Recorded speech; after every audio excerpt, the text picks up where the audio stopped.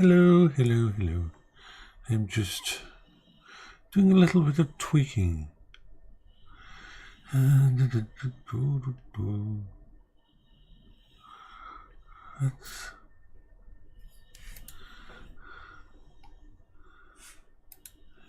8700 G.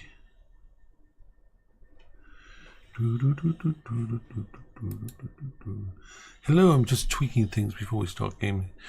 Just checking out a few things. La la la la la la la la la la.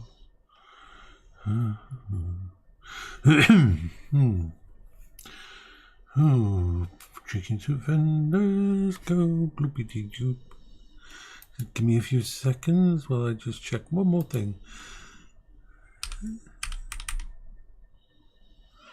I'm forever blowing some bubbles, pretty bubbles in the air. Hong Kong, they fly so high. Hong Kong, Hong Kong. It's just something in my head at the moment. My brain wants to go Hong Kong. It's like, why? Why do your brain want to do this? Let's see. Single-threaded chicken soup vendors with a brain. Go cookie, schlingle blongs into the drain. You know, Mr. Fwibble, I think we've got cookies in the high places.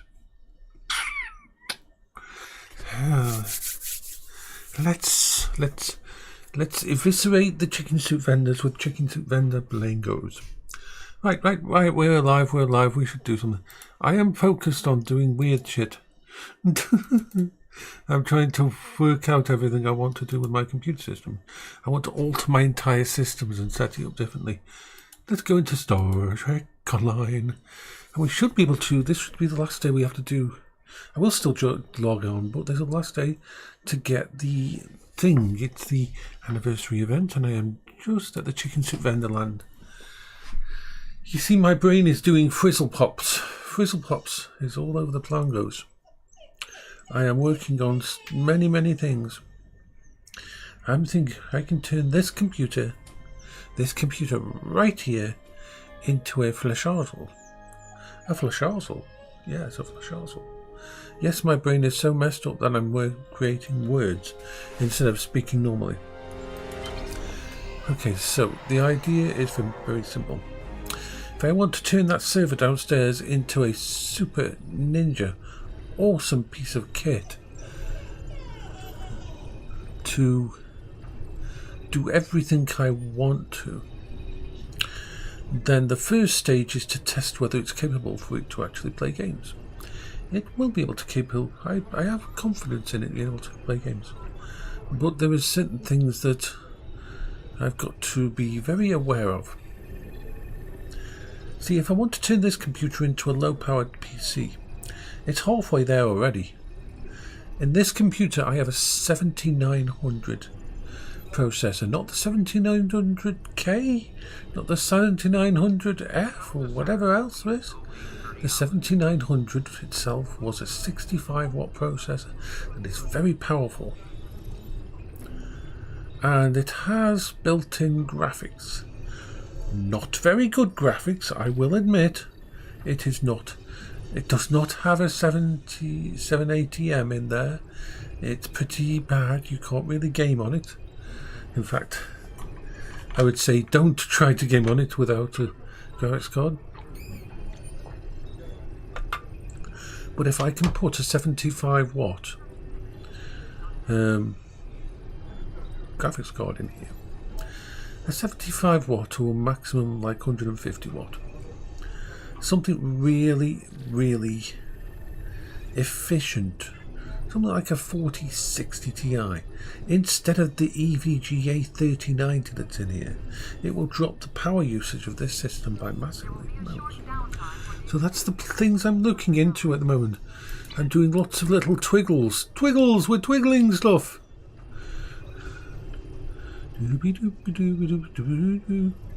Honk, honk. I'm running around in a circle because I am crazy like a fish in the sea. With mild green. Fairy chicken soup vendors. Yes, it is the last day, the last one that we'll have to do. And then I will get the ship. Not really got much interest. Hello, Faye. This ship doesn't... I like the look of this ship, but its abilities do not fit me. So it's a nice looking ship and I'll get it for free when I finish this event. But I don't really want it to use it at the moment, so it'll just sit inside my inventory. Yeah, it looks really nice, but it's not really my kind of ship. It doesn't have the abilities on that I like. So I've just got to do one more and I will fill up this thing. How are you today?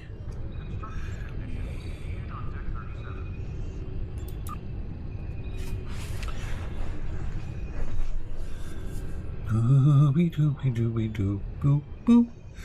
Chinky bongo bongos on the chinky soup vendors. Dinky bongo bongos on the chinky soup vendors. My brain is very, very crazy today. Yay! We look after each other. That's what you do with friends. You look after them and gayness of awesomeness. Ooh. That would be fun. We could do karaoke. Karaoke is fun. Karaoke is fun. Fun. The problem in VR, doing karaoke in VR, was created to improve your battle readiness and tactics in ground combat. And even in Discord, it can be an issue because All combat simulation is about to begin. Good luck. Ooh, just let me put these down. Simulation is active. Prepare for combat.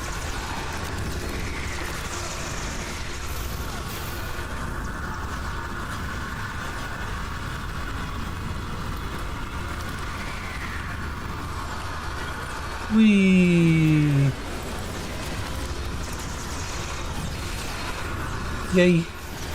Happiness patrol, go boom boom.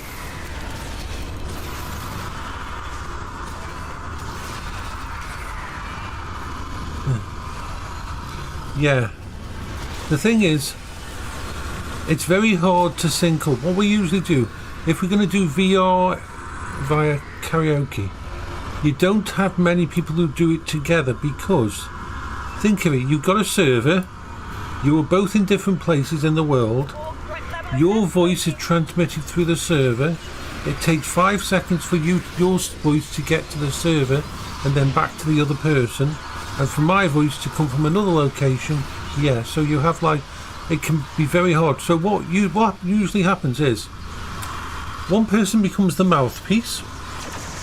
You start a Discord call, and then they channel their Discord call into the mouthpiece of VR chat, and so the voice comes through from one person, two people's voice.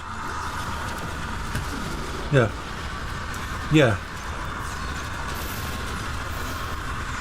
So it makes it less, but there's still got that issue there.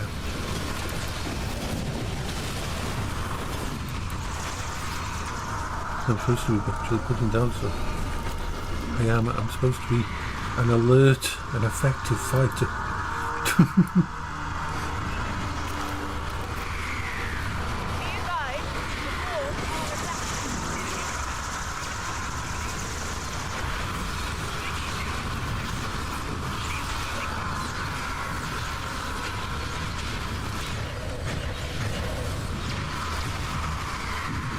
Yay.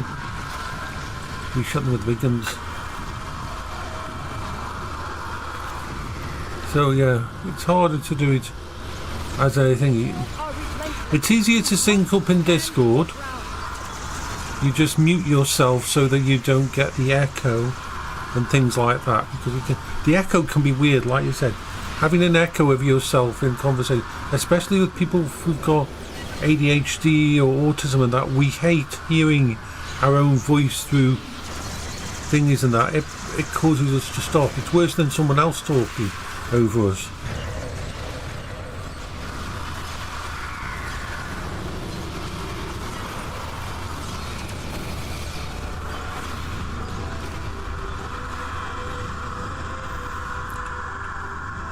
It's why when we do karaoke on VR chat, we have rules like don't talk while someone's performing, because if it's someone who's got anxiety or autism or anything like that, it will totally fuck up their performance. Because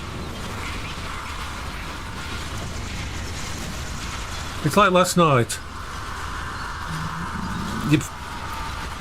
Tenacious has always been a very quiet person. He's always had a voice, and he's picked up some bad habits of talking over people, and so we have to point that out. And that sometimes Wolfie does it as well, but Wolfie does it in a different way. He just does it because he's very excited. He jumps in and says, "Look at me, look at me, look at me," and says something really inane while we're having conversations on, which is fine. We understand. We understand that everybody's unique. Yeah. One of the big problems we have as well, I don't know whether you know this, but when we actually talk, if we're in a conversation, if an ADHD person or autism person is in a conversation with you and they'll suddenly start to talk while you're saying something, it's not because they're being rude. It's because this is how it works with ADHD. If they're listening to you and you say something interesting to them, they have a choice. They can either comment on it instantly or they will forget it. They don't have the choice of being able to listen to you and wait till the end of the conversation. Yeah, the thought gets completely lost. So if they, when person with ADHD actually, or even with autism and ADHD, it actually interrupts you, they're paying you a compliment. It won't seem like it, but you've said something so interesting to them that they want to talk to you about it, and they have to talk to you right now, because if they have to continue listening to your conversation, that thought that they had that they wanted to tell you because you're awesome, they go off. It's gone, and they will never get it back. It's just gone. It doesn't stay in there. We don't have the ability to keep it like a normal person does. So we get seen as being rude and that very easily because of that. And with normal people, they don't understand that this is just, if we're not interested in the conversation, then we won't interact. We will just let it all go past us, because what you're saying isn't interesting. But if it's interesting, our brain will say, ooh, I know. And there's another thing that we do. Yeah. Here's another thing, and you probably do it as well. And how does this sound familiar? Okay, so let's say you're having a conversation with someone and they say something, and when they say something to you, if it's interesting to you, you try to bring something from your past that is an allegory to it. There's something that you faced, something that you dealt with. You're not to relate to it. You're not trying to top them or anything. You're just trying to let them know that you understand, because of this situation that you saw in your past, that you can now connect to their situation, which you've got to tell them about that, because otherwise it just goes away. Yeah, we're not trying to...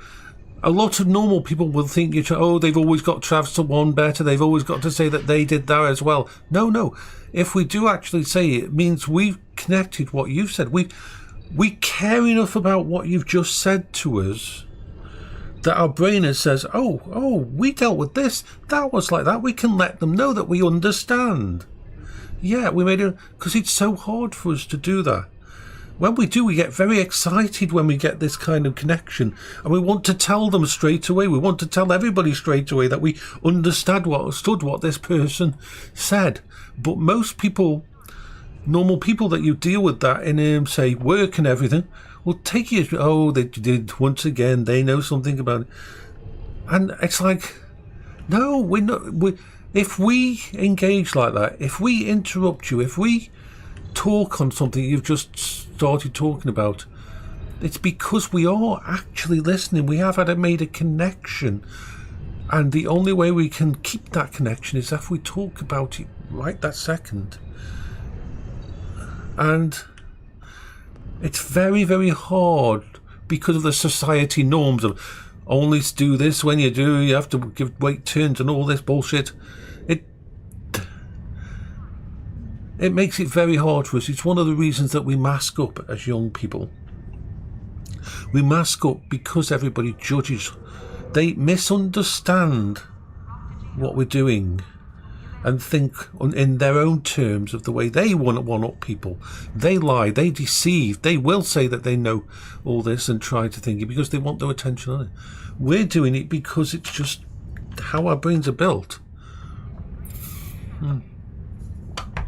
Yes, it does. I think they do as well. I think they do misunderstand us on purpose. It's sad. It's like I've always said, if you've got an autistic person and they tell you that they like you, they actually do like you. You don't have to worry about mind games. You don't have to worry about any deception going on. It's nothing to do with that. They actually do like you.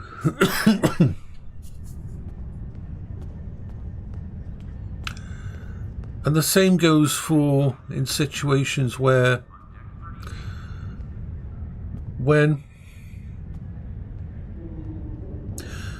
we find it very hard to connect on a society level. We find it very hard to connect to normal people. We're always struggling. And as young people, the first mistake we make, and it's a mistake that every single autistic person does, is to start to mask. It's the worst mistake we ever do.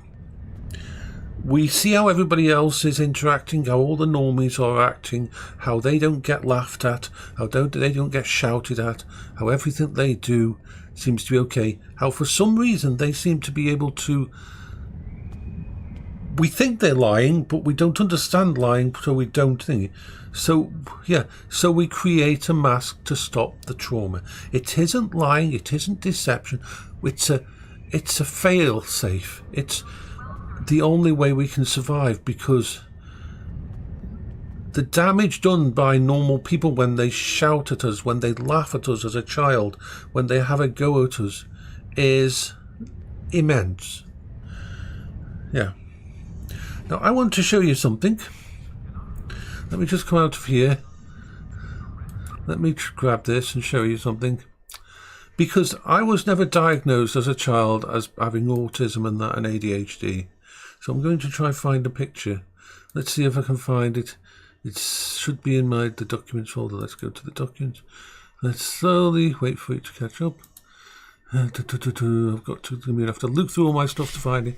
But now I want to share it on the screen here and show you what I mean by this.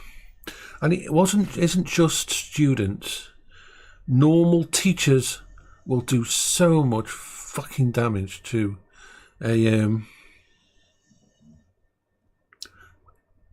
just a normal person. So I'm going to go through and just look for a picture that I've got somewhere in here. And it's and then once I find it, I will link it into... It'll be in here with all the other stuff, sadly, because my ability to organize files on my computer is sorely lacking. It's either in my documents folder or my picture. Oh yes, I see it. Let me just find the one that's really good. Yeah.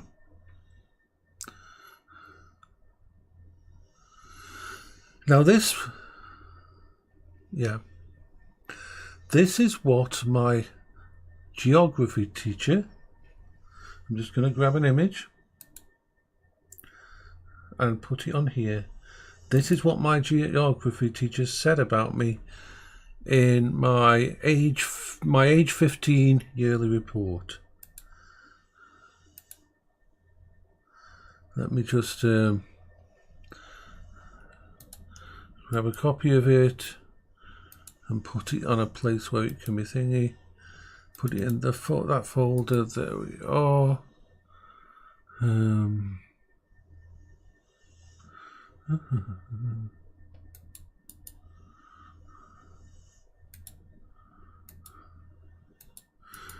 Come on, paste it. Copy. It's always been an annoying this is to do this. Paste, right, it's in the right place. Okay, let's go to the desktop. Let's go into this and there. Let's open it up. You may not be able to read this, but now these are 3 different teachers. This is my 2015. Right. Now, if you find that hard to read, the first said, Jason appears to delight in wasting his time. His written worth is little above pathetic at times. So, Jason operates in a world of his own, and he is a bone-idle individual who acts like a pathetic 5-year-old for much of the time. It's time it grew up and did some work. That is what my normal teachers fucking said, put on my reports at that age. That is what I had, the kind of crap I had to deal with. Yeah, cruel and abusive. That was the report card I got thingy. Because I was more interested in looking out the window and watching the wind and the flowers and the thingies outside. That I was more interested in reading the spines of the books instead of listening to this boring information that this teacher was giving.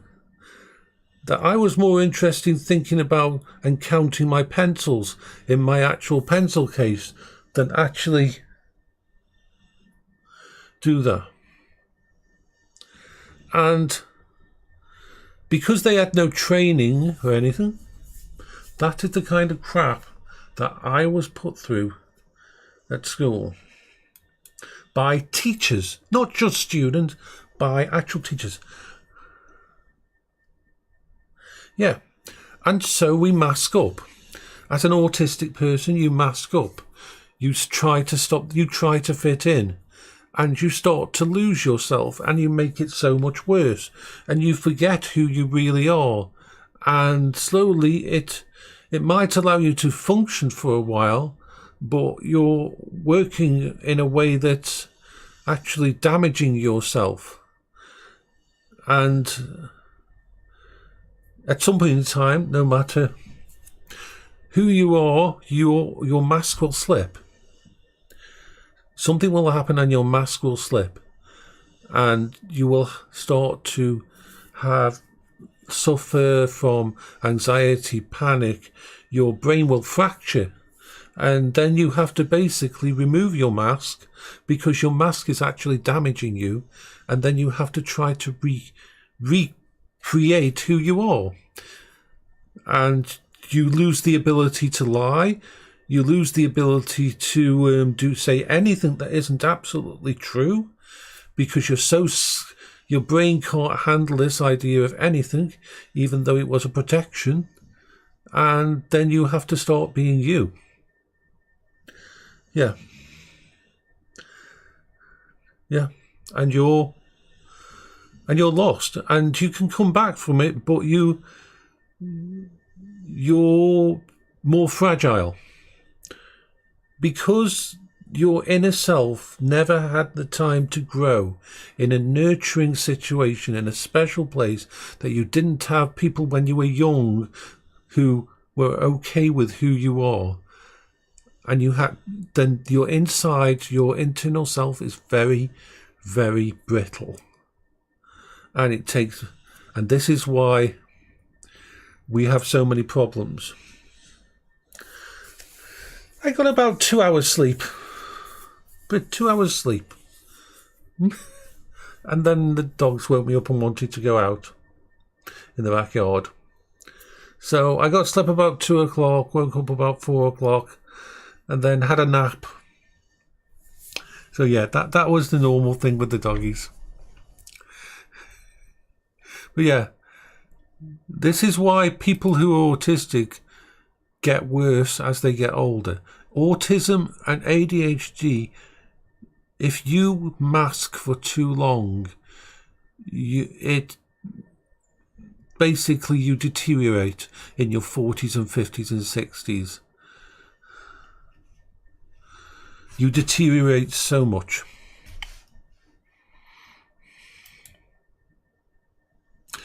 And you have to fight to bring yourself back, and you have to create this new person without the malleability of a child's brain. You're doing it when your brain is already no longer actual adaptive and no longer adding new cells in there. Yeah. So that's why it's so hard when you have been masking for so long. I masked until I was 26.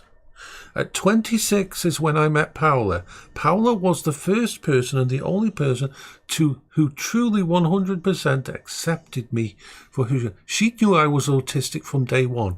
Paula was there for me from day one and accepted me, and she became my anchor.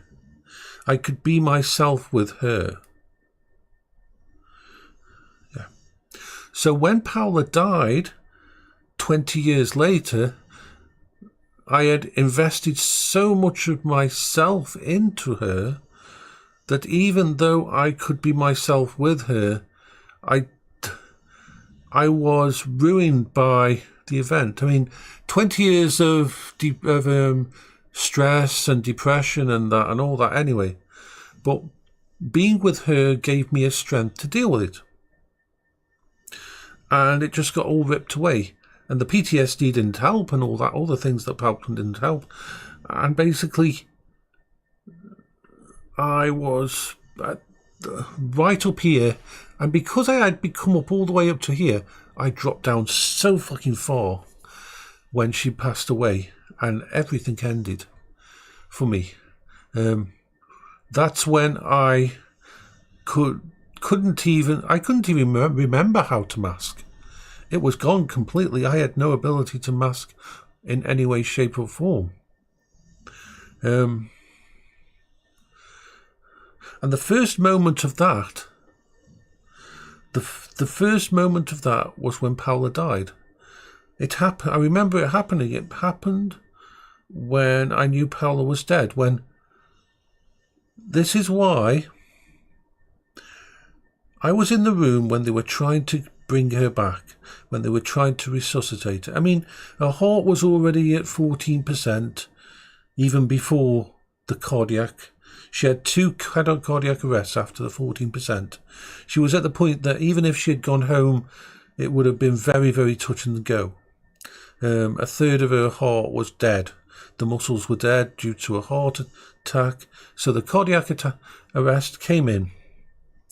So I was standing there in the room because of my special interests in that, I'd learned all about heart disease. I knew how it was going to go. I knew the harm that she was going through.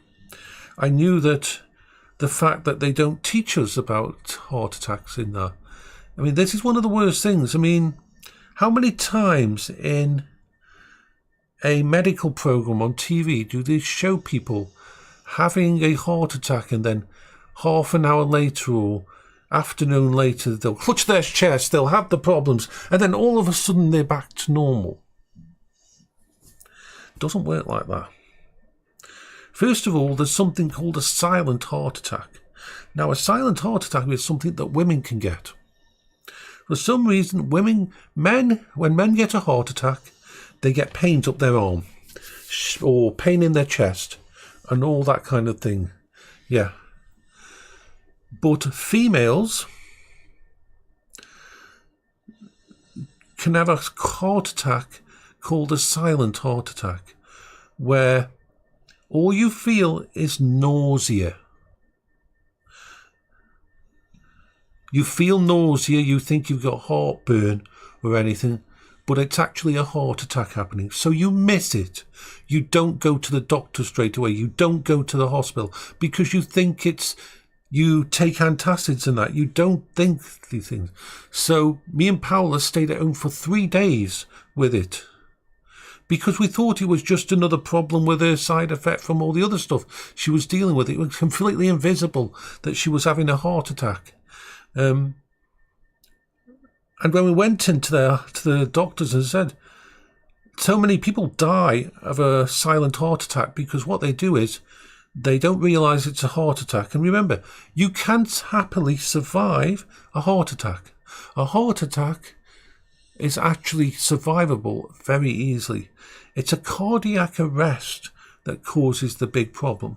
Heart attack is when damage is done to your heart. Maybe you've had a blockage and a part of your body, part of your heart is slowly dying. It's not got oxygen anymore, so one of the muscles of your heart will stop beating. That is completely survivable because they can put a wire down, they can remove the blockage and all those kind of things. They can do some amazing things. That's completely survivable. A heart attack is completely survivable these days. But that isn't the problem. Cardiac arrests, when your heart actually stops beating. Now, if you see this they always sort of mush the heart attack and the cardiac arrest together in medical shows. They never show it right. A cardiac arrest is when your heart stops. If your heart stops, you have 2 minutes before you're going to have damage to the brain. Cardiac arrest means the actual blood flow through your body from your heart has stopped.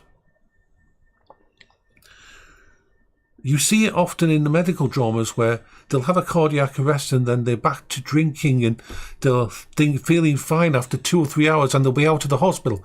A cardiac arrest, these are the actual stats, and this was told me by the actual professor of cardiology in the actual ward, and that he came out and he says a cardiac arrest, even in the best circumstances, as in if you had a cardiac arrest in a hospital, in the coronary ward, in the trauma area, there's a trauma area of the coronary ward where you've got like 4 beds in their own big rooms where you put if there's risk of you having a cardiac arrest. And they will stand the crash team together and 12 people will run in there and try to save you.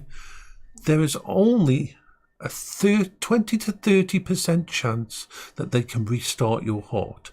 And there's an 80% chance that if they do restart your heart, you'll have brain damage.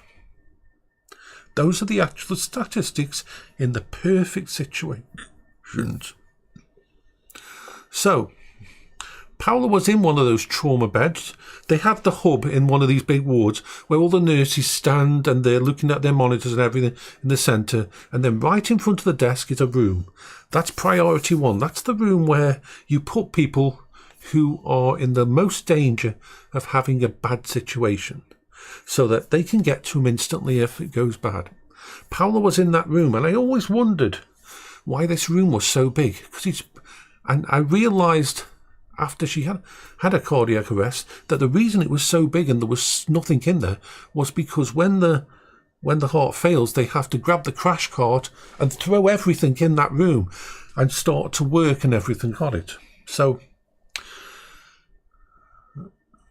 Paula's heart was at 14% because of the damage. And the problem was this: because she was on dialysis and she was on cancer drugs. First of all, the cancer drugs. They had to stop her cancer drugs because the cancer drugs could cause problems. But that meant that her cancer would come back in like 6 weeks. So they had to stop that while she was in hospital. Then, because her kidneys had failed about a year ago, they couldn't give her an MRI. They couldn't give her an MRI, and they couldn't give her a CT scan, because for those to work, you have to inject dye. And if you haven't got kidneys to get rid of the dye out of your body, it kills you. If you haven't got kidneys, yeah. So that's the problem. That's the unique, challenging, horrible situation she was in. So they had to go old school, basically basic x-rays and using this wire, an angiogram type thing, to actually put it down inside her to try to probe things and that. It's old school stuff that they don't use anymore, except on people like this. They keep the stuff because some people can't have the MRI or the CT scans with the dye that allows them to do high definition thinking. And she had, because if they could have done that, if she hadn't had so many problems to do with the cancer and the kidneys failing, they basically, even in those positions, they can actually take a 3D model with the CT scan of the heart and see exactly where the blockage is. And they can get in and they can break that blockage. They can use ultrasound to do it. They don't even have to get inside there. They can do it like they're doing a kidney stone. She couldn't have any of that. So that's why she was in the central bed trauma room right in front of the desk. And they were hoping that could stabilise what was left of her heart and then put a portable EKG meter and a cardiac thingy on that would help, have a defibrillator built into it to actually, if her heart did stop thingy. And they were even thinking about sending her home at the end of the week. But she had 2 cardiac arrests. The first cardiac arrest was before the first cardiac arrest. Basically, a nurse was in the room with her. An actual nurse was in the room with her when it happened. I mean, you couldn't have had a better situation for them noticing it happening. Paula just said to the nurse, "My chest feels funny," because she was sitting out at the side in her little chair next to the bed. And by the time the nurse had picked her up and put her on the bed, because she knew what was happening, Paula was unfocused and unable to do anything because her heart had stopped. And then they brought in all the stuff and they brought her back. They managed to get her heart beating again. But about 20 seconds later, she had another cardiac arrest. Now, this was the point in time I got to the hospital, because we were only like 5 minutes away from the hospital, thankfully. So I was inside the hospital and they did give me the option to go and sit in a quiet room. A nurse would stay with me while they were trying things. But I went past the nurse and went straight back into her room. So I was there to watch it happen. And the people who tried to help and save a person like that are fucking amazing. They are.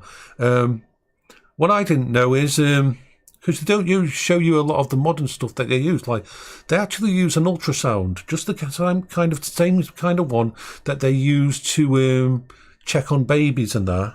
So what they do, they'll be using a ventilator on the mouth, they'll be pumping the chest, someone will be pumping the heart through the thing, doing the heart massage. They'll give them drugs, they'll give them the different drugs to try to kickstart the heart. And every 2 minutes they will stop. And the person with the ultrasound, everybody will move their hands away from the person. And the ultrasound will come in and put gel on the chest and just rub it on and check if there's any movement from the heart. It's the easiest way. They don't use stethoscopes anymore to check the heart. They don't put their ear on your chest. They don't do any of that crap.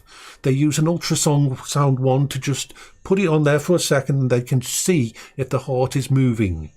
And then if it's not, they move it away. The doctor will say, okay, another 15 milligrams of such and such, this into the system. And then they'll start massaging the chest and they'll start giving the ventilation stuff and everything. And these 12 people in the room, 12 people trying to save this one person. And that was the point my mask broke. That was the point my mask broke.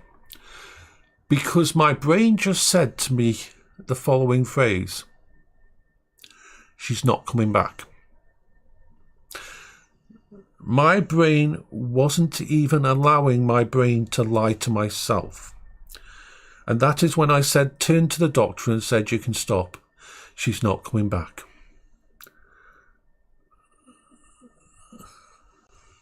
So my brain just knew and made the decision. They would have continued for as long as it took for me to come to that realization, basically. I knew that. They would have continued doing it until I said the word. I know that. But I knew the math. I knew all about the heart diseases. I'd researched it all. And I couldn't lie to myself. I had no ability to deceive myself at all. And so I had to say it. And then I just walked up to Paola and held her hand while she took her last breath. And it was at that point when my entire anchor system, my entire coping strategies, everything I had just went away, and I was just left in limbo. You know that you see it in TV sometimes. They use this special effect sometimes in TV where one person you're focused on with the camera is standing still and the rest of the world accelerates and everybody's moving around them and the rest of the world is moving, but he's just standing there still. And that's exactly how I felt at that moment, that the entire world was continuing, but I was completely disconnected. Yeah, because... And that's when I was 48, 49 when that happened, and it just sort of... That's when I knew I was in real fucking trouble. When every bit of my coping strategy, everything that I'd faced, everything hit me at once. All of the 20 years of trying to save her, going through dialysis, learning all how to do all that every night, staying up from 6 a.m. till midnight every day without a respite for 18 years. Everything hit me at the same moment. And it just got... And then 7 days later, I was diagnosed with bowel cancer. So imagine that. My wife just died of cancer. And now, 7 days later, I'm told that I've got life-threatening cancer. So all that knowledge that I had about cancer and everything, all of a sudden came back, was like... I was completely fucking wrecked at the end of 2018. Nobody expected me to survive. There was nothing to repair. There was nothing to repair. There was nothing to... I had at the time 5 different mental health professionals trying to look at me. A senior psychologist who specialised in trauma to do with cancer was seeing me every week. I had a grief counsellor who basically, after our first... I had this grief counsellor, and this grief counsellor was sitting with me, and as I explained all this stuff to this grief counsellor, she was like, oh no. By the end of it, she was looking at me in shock and awe as if to say, oh, what the fuck am I supposed to say to this person? She was the first person who was really worried because she thought there's a chance this person... You know how you can die of a broken heart. It actually can be quite common. Couples who've been together for a very long time, if one of them dies, the other person dies soon after them. Their heart breaks. Their heart just breaks. Yeah, and it's actually a known term. There's a known term for it. So they were worried about that. So then the grief counsellor stuck with me, but once my PTSD started to kick in, the grief counsellor basically contacted other people because the normal 5 steps of grief, the denial and all this stuff didn't work, because every time I was reliving my wife's death, I was back at step 0, and it was repeating 5 times a day at least. And so they were very worried about me. my doctor stopped asking me whether or not I was having suicidal thoughts and basically started asking me, is today the day? The local police had been notified about me, and they were all my doctors were waiting for a report from the police saying that I had taken my life. They discussed between them getting me inside and getting me sectioned and getting me into a mental health facility, basically a psych ward. But they knew that I was intelligent because I was high functioning and I had a very high intelligence that if I wanted to end it, there was absolutely fucking all that they could do about it to stop me if I wanted to end it. And so it was the final person, after all the therapists and that were trying to help me, who was the one who actually basically said to me, what's keeping you going? He was the only one who had asked me what I was doing myself, what I was actually doing. And that's when we started talking about computers and games. And I started streaming like 12 hours a day just to keep myself from topping myself every day in 2019. And that's where we started along that long road of using all of this and using my affinity, leveraging the smartest thing was that they leveraged my special interest. When you're autistic, you have special interests. Some people are into trains, other people are into clouds, other people are into fishing or birds or something. Every autistic person has these special interests that focus them completely and that are more than anything, they're just beyond anything to them. And we found out that technology was my special interest. And so he said, okay, we're going to rip up all this. He basically put red lines through my medical thingies for the medal. I've got entire pages, that he just basically scribbled lines straight through them and said, fuck this. We're not sending you on another one of these group sessions or trying you with this medication or anything. None of it's going to work. It's just going to cause you to commit suicide. He says, right, we're putting down. So in my actual medical notes is playing Beat Saber, playing Skyrim, VR, streaming, gaming, and all of that is actually part of my official coping strategies for thingy, because they saw that that was the only thing that kept me going back then. And like I've said to people, if you ever see me streaming 12 hours a day, then you know something's wrong. Yeah. Unfortunately, as you've probably seen yourself,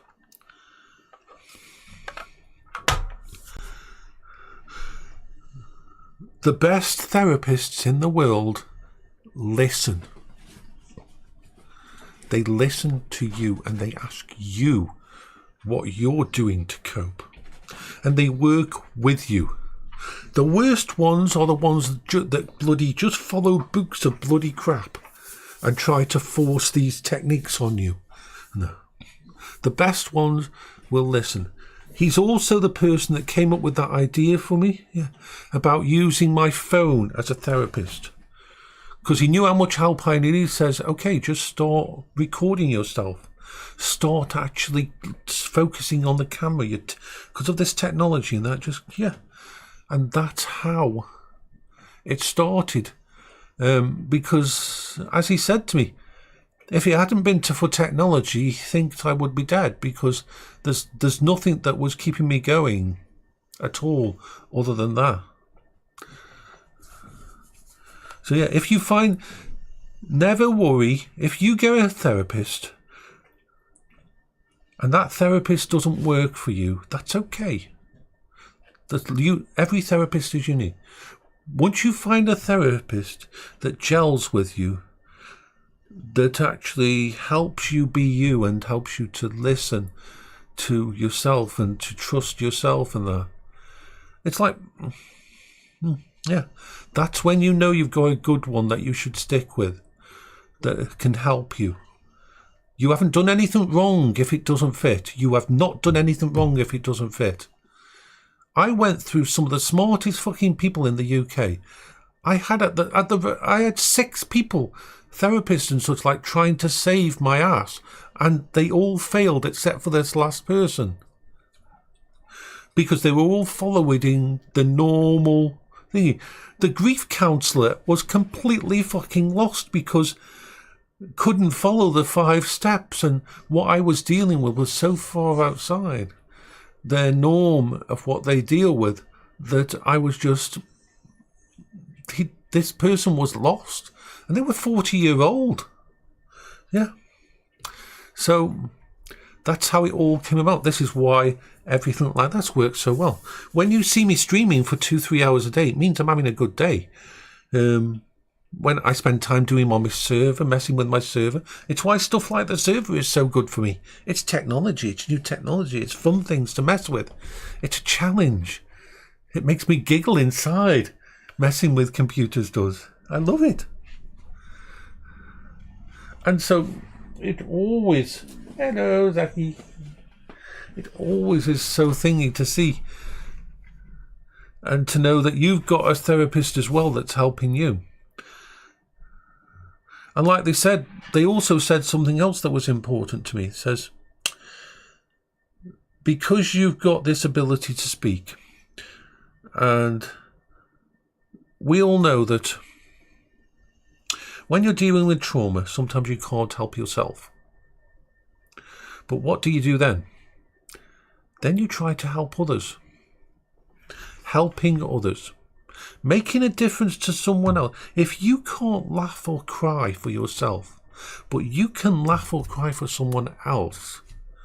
This is why I've always said, never worry about coming to me with problems. Because a lot of my problems I will never be able to fix. But just being able to be there for someone else is fucking amazing. To make them smile, to make someone else smile. To help someone else actually does affect you in a very good way. It's very imperceptible when it happens, but when you're helping people and you give them some advice or you can think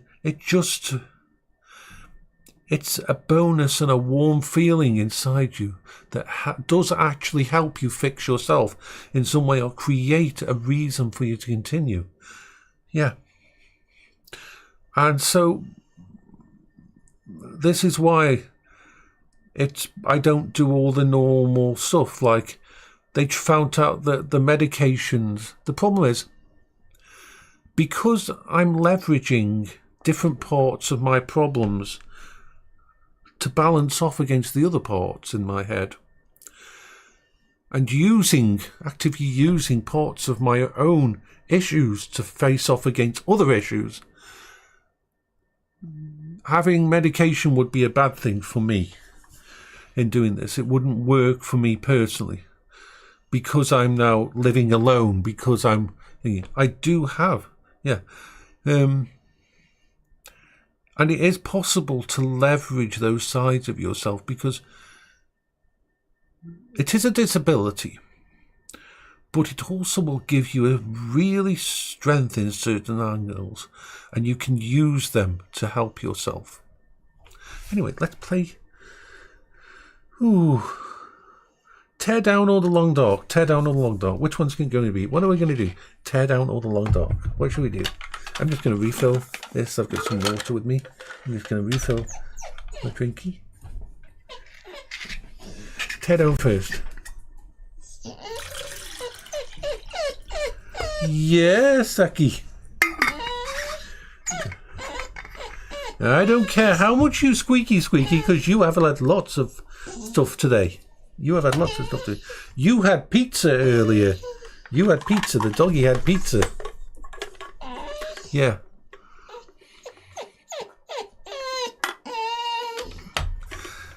Yes, let's go kick some ass in Basilica.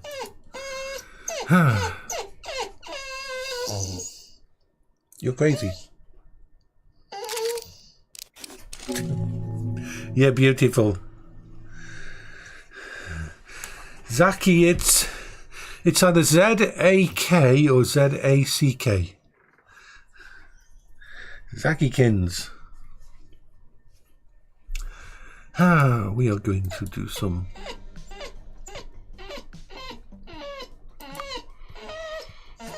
Oh, calm down. I've even set up the bed for you with the big blankie. You got the big blankie and the pillow on the beds. And you could snuggle down under the covers if you wanted to. You know this. You are just being a bit of an attention whore. Okay. Featured mods. Okay, so. Now, do we want to try to run away from Basilica? Basilisk or Basilisk? I like calling it Basilica. For some reason, I like that word. So, do we want the world where we can actually fight against it, or a world where we're just running away? That's the choice. A world where we're fighting against it, or want to just basically run away. Both are fun. Both are very much fun. Actually, we'll do the runaway first. We'll do the runaway one, where basically see if we can run away from it. Let's.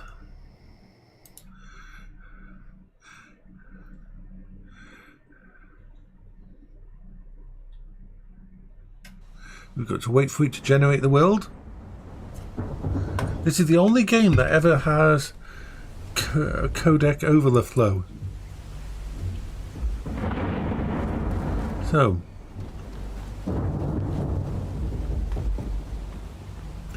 we're just going to wait for it to. So first thing we need to do is get a monster trunk. No, it's actually artillery.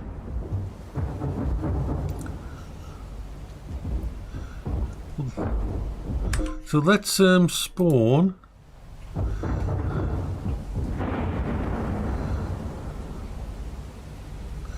Built-in library, car. Built-in mods, car. Monster truck, okay.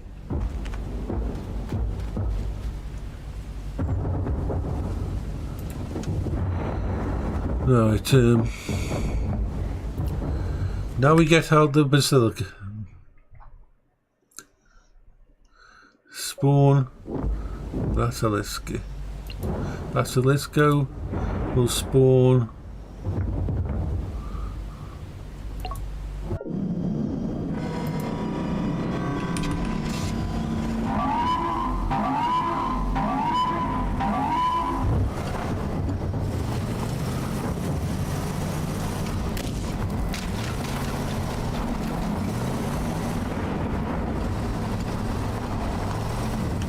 Yeah.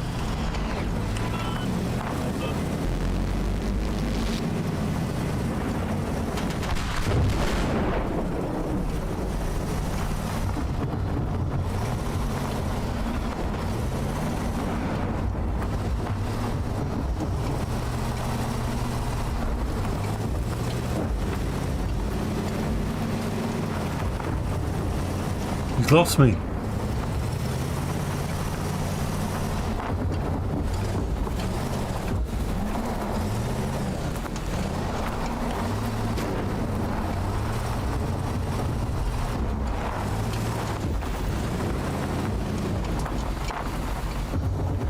Where is he?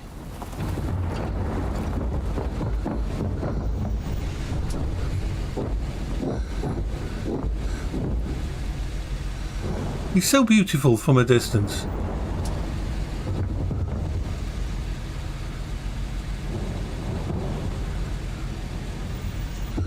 I mean,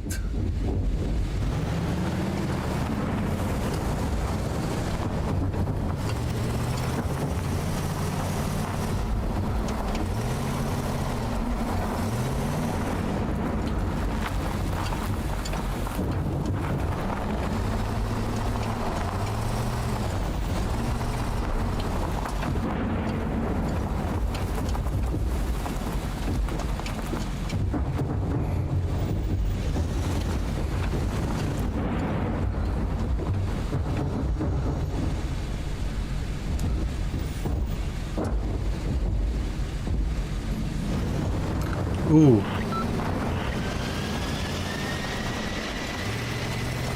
He noticed me.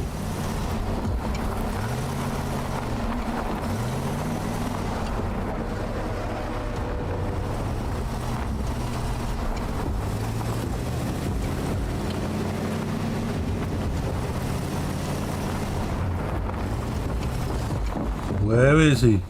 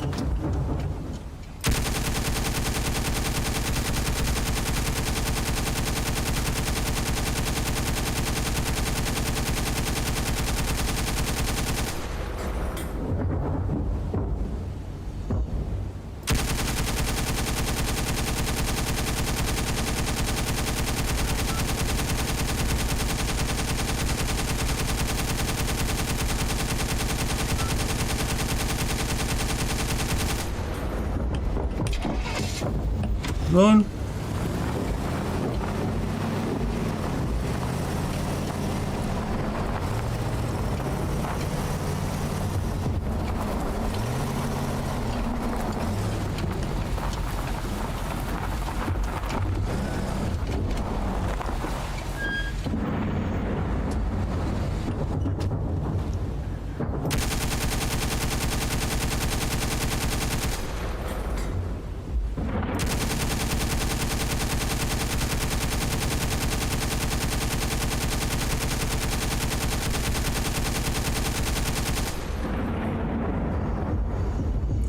Where is he? Right there.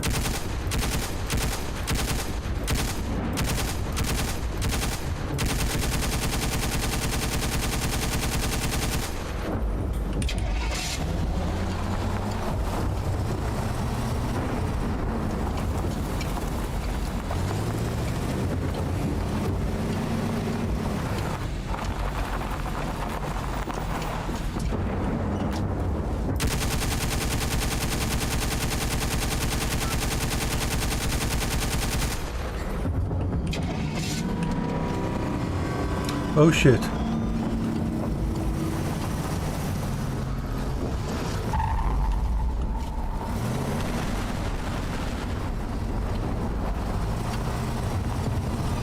He's after me. Oh, we've lost a little bit of the vehicle, nothing much though. And we've lost more of the vehicle. We need to find somewhere to rest up. There's not much of my vehicle left. This is a bad thing.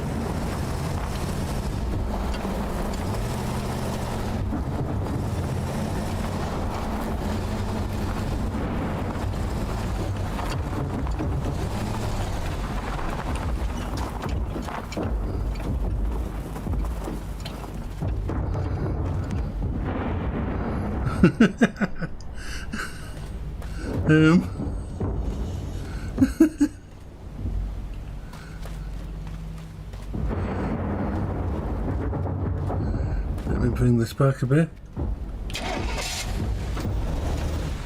it over here under the covers.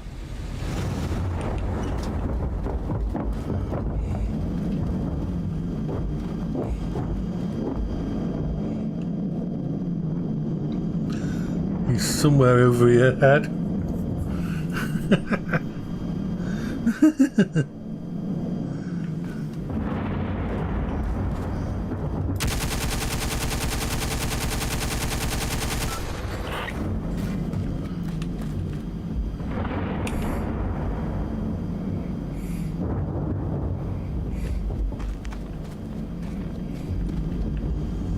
Whoops. Do not want him to find me in here. This is like the most flimsy building in the world.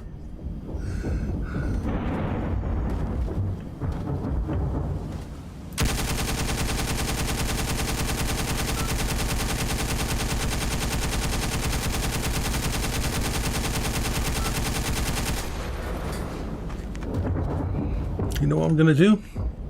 I'm going to get myself another vehicle out.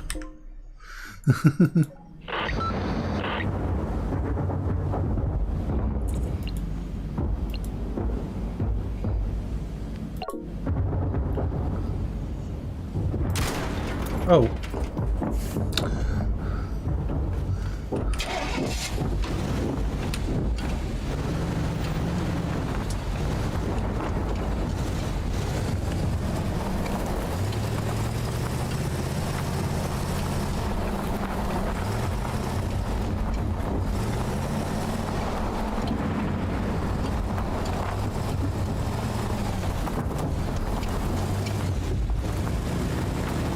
At least we didn't damage the actual thing, did we? We didn't damage the engine.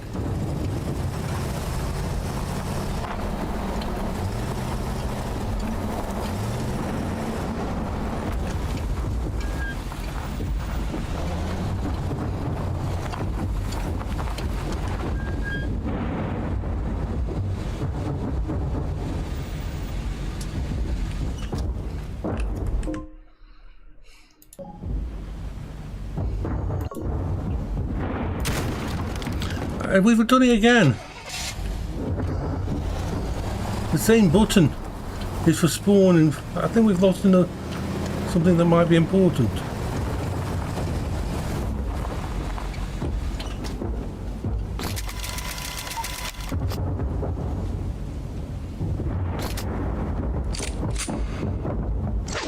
Oh shit.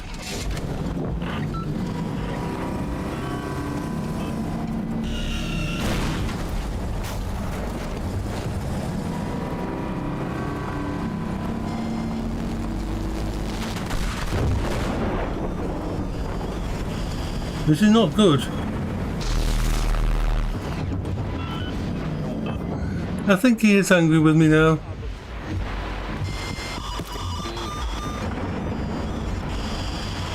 Don't know where he is. Oh shit, he's there.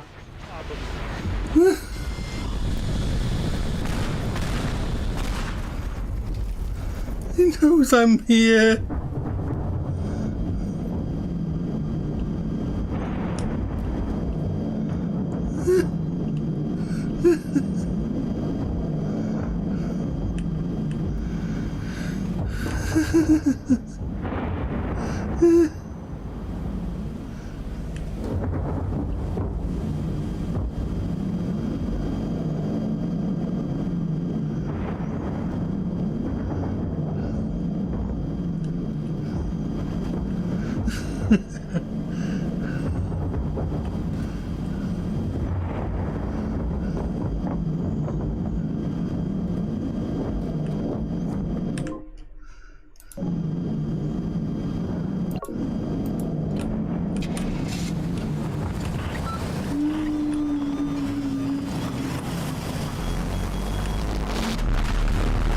Run away!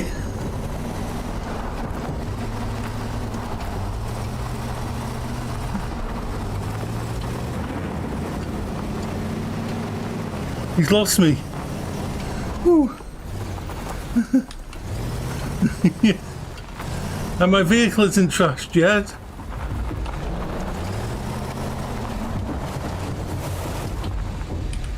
So I get to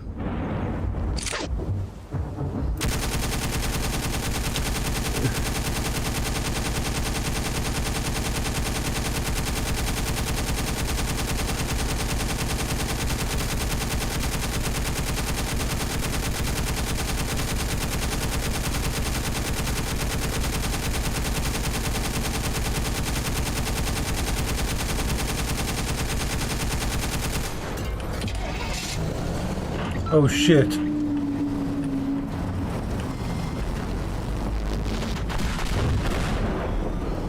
That's not good. Whoa! No, no, no, don't damage my ship of doom. Oh.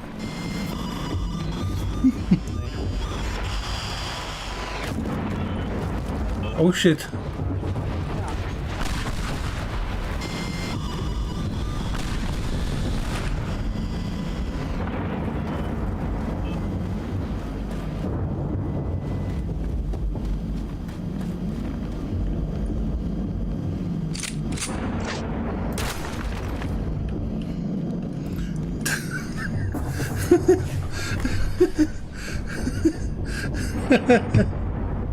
We are screwed.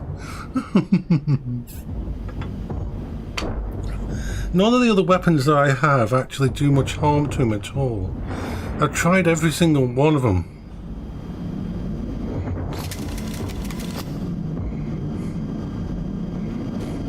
I mean, we can try one of these, they do work.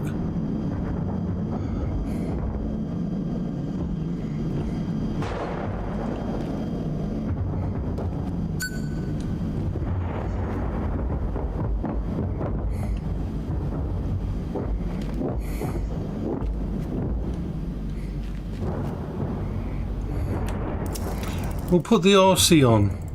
This just give me some.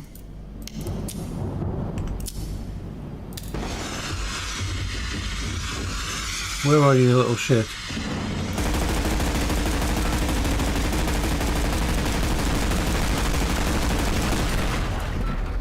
Eat that, you little bitch. I'm coming after you, you son of a bitch.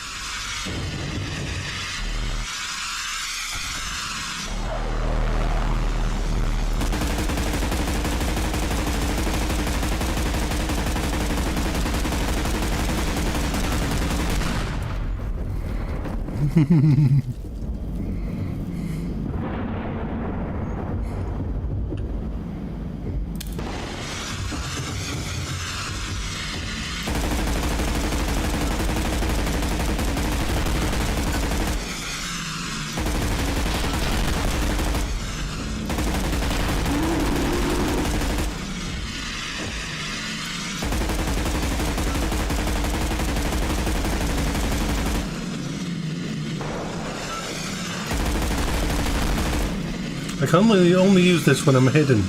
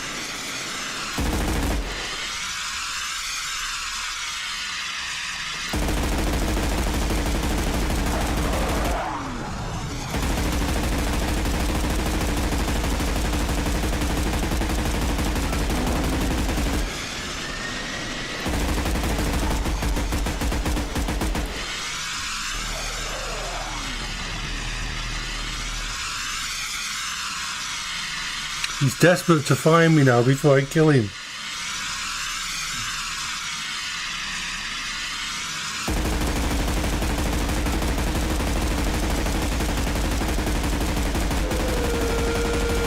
He's gone. I've killed him.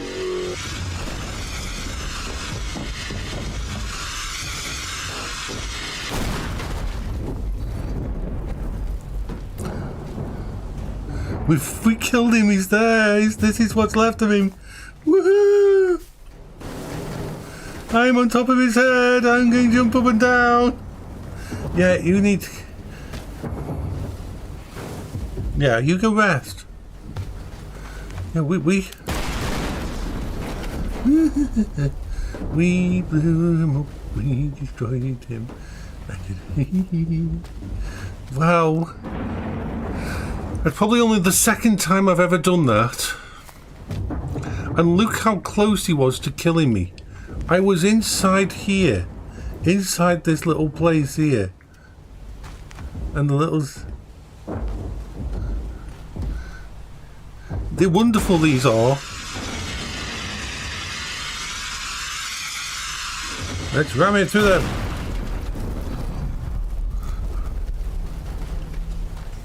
Well, at least I know how to take him down now.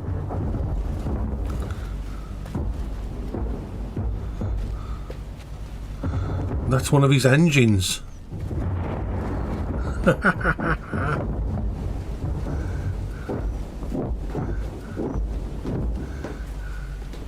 You can kill him with this. You can kill him with this one.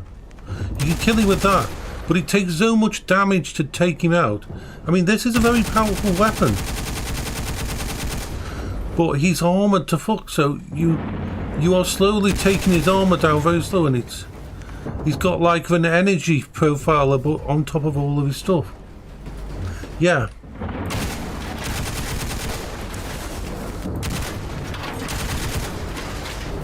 See, these pieces don't last very long now because they're just inanimate parts now, so they'll be destroyed. But they are so strong, all of these bits and pieces have. He's got like 40 different weapons.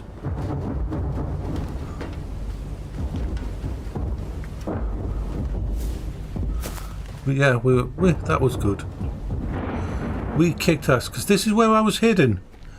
And look at where he broke through some of his parts. Actually fell so close to killing me. One of his main parts dropped there.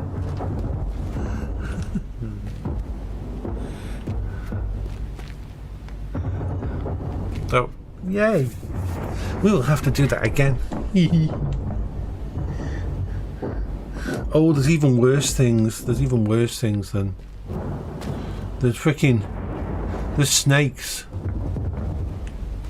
You want to see one of the snakes? Don't like the snakes. Let me spawn a snake. They're not as bad. They're called angry snakes.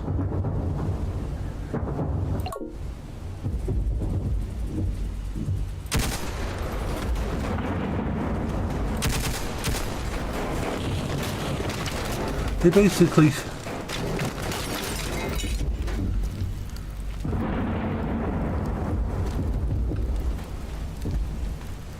He's there, he's coming for me again.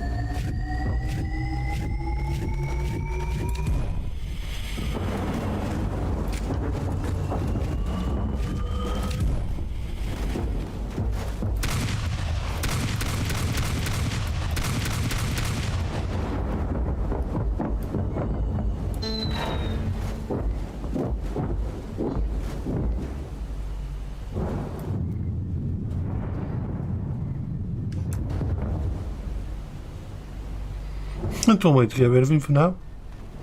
He'll be back.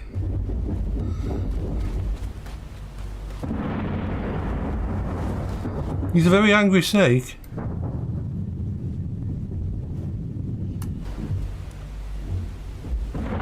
Whee! Off he goes. He's a very angry snake. He's almost unkillable as well. You can't actually damage him really. He's somewhere over there.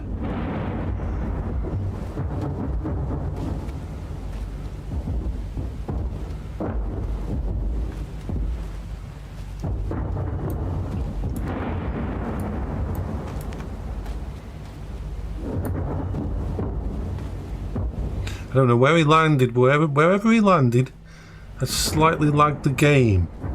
So he must be in a weird position where he's moving in a slightly weird way.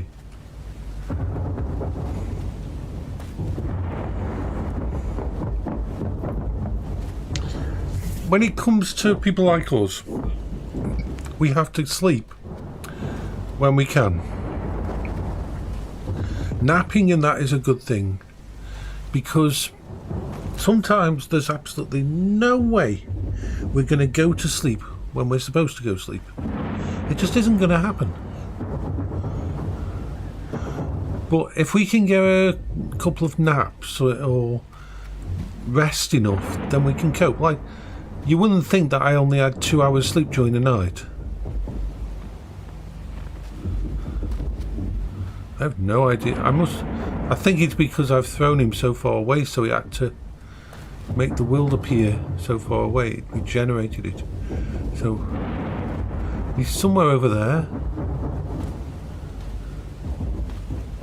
Should have thrown him on top of a building. I should have thrown him on top of a building. Where is he? Here, snakey, snakey, snakey.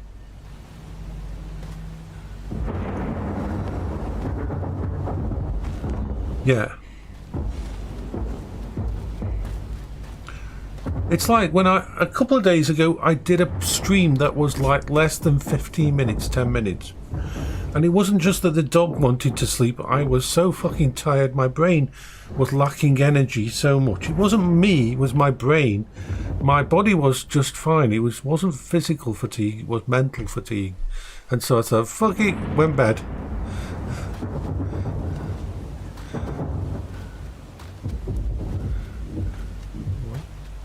No idea where that is now.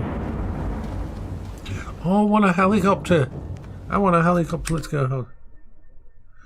Oh, I love talking and helping people like that. It's something I can do. We're going to have a helicopter. A helicopter. Let's have a heffalopter.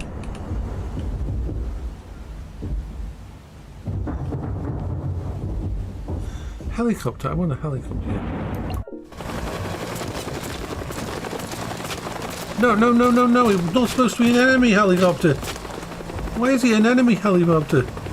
I wanted to fly the helicopter, not be shot by the helicopter.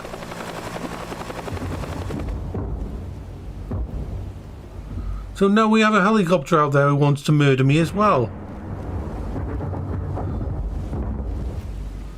That's not going to help things.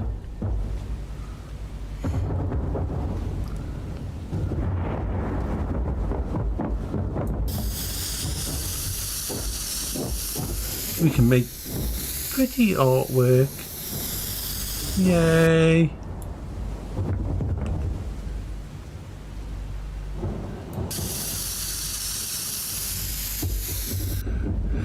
So somewhere out there is a helicopter now that wants to kill me.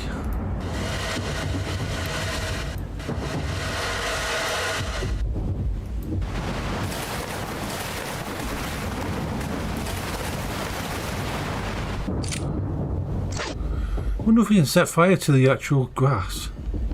I want to set fire to the grass now.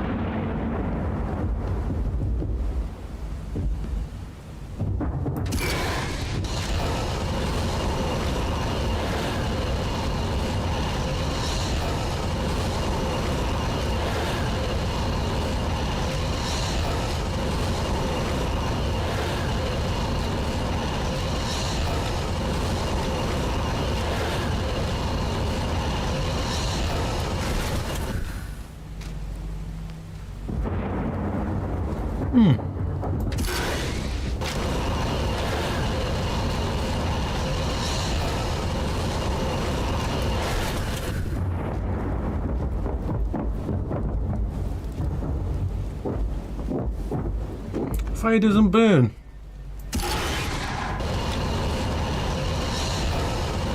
That does. Well, that should. Oh, we set fire to the trees. I know the trees burn. Pretty burning trees.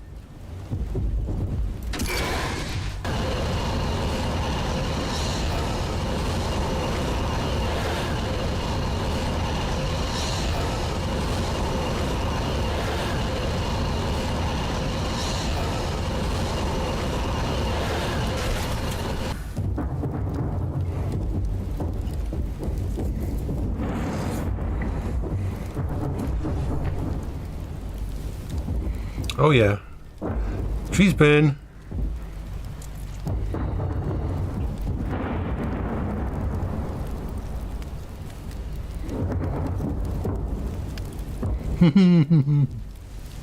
Trees definitely burn.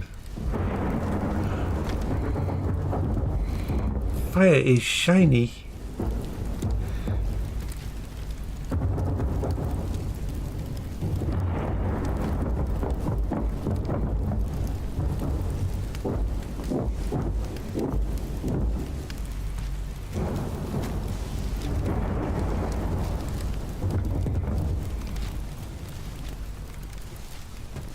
Me too. I think most people with ADHD and that have a little bit of a pyromaniac in them.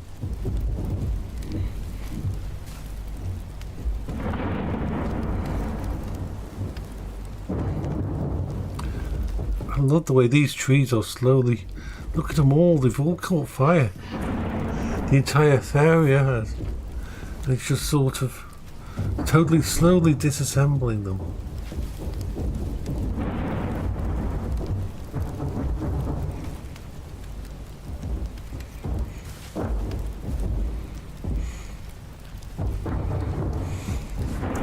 Everyone except this little tree here hasn't caught fire, but it might catch fire from the stuff from the others.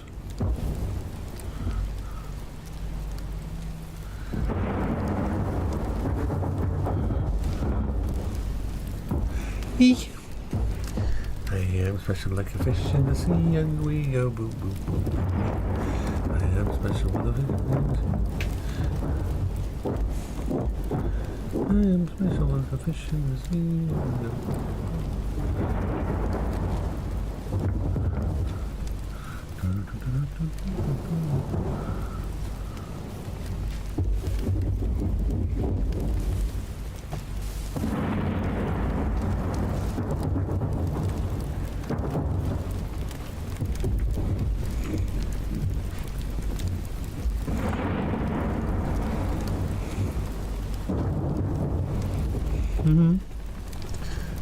Burny trees of doom.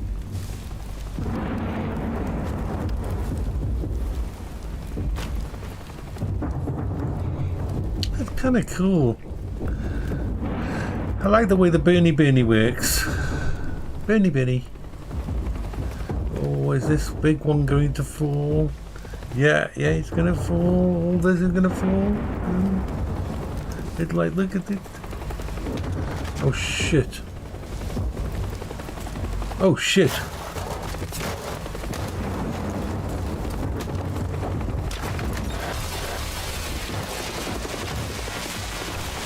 He's that, you little bastard.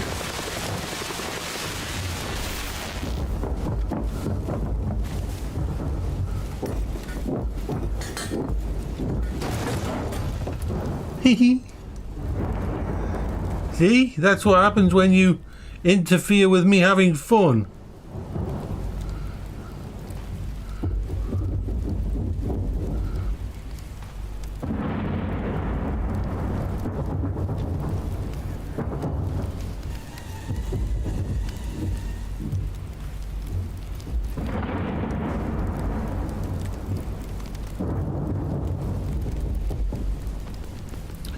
You know what we should have?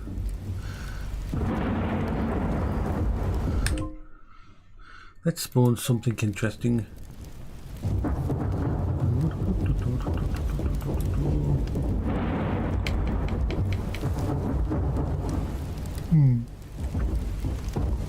What beak? Oh.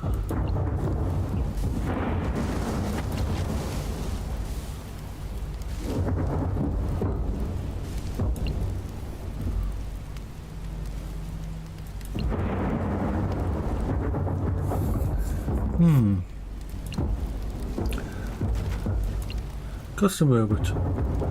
Default robots. Is there anything else that's actually... Oh! NPCs, human, military. Oh.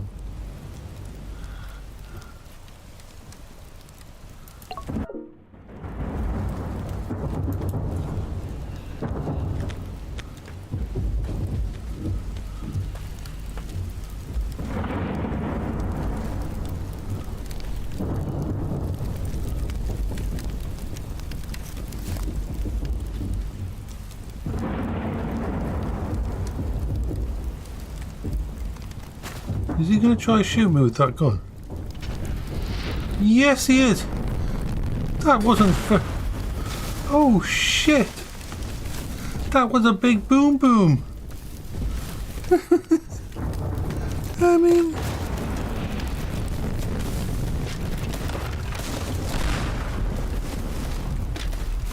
Okay. Have to watch out for those guys next time I'm up here.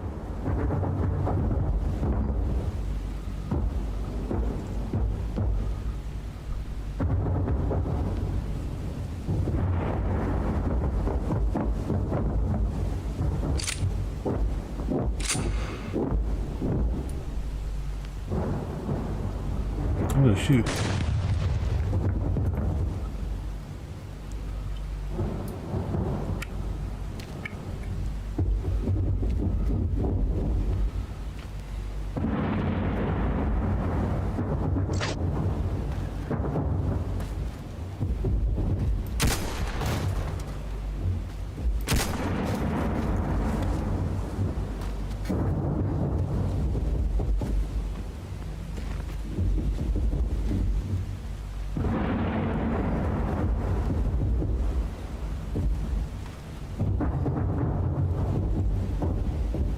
I need a better gun.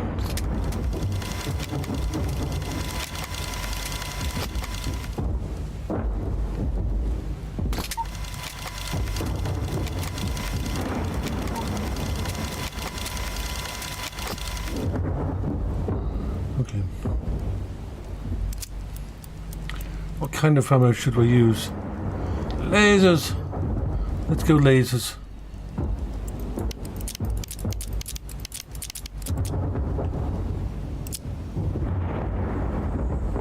Now that guy over there, I think that's the rocket they fired at me.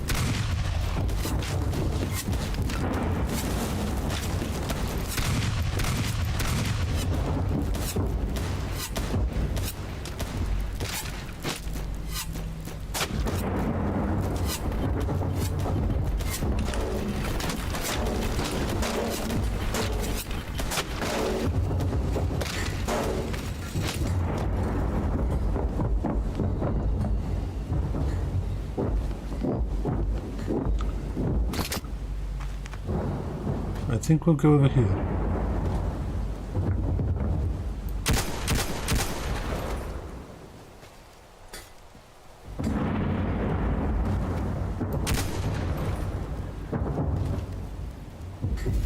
Eat that, you little shit.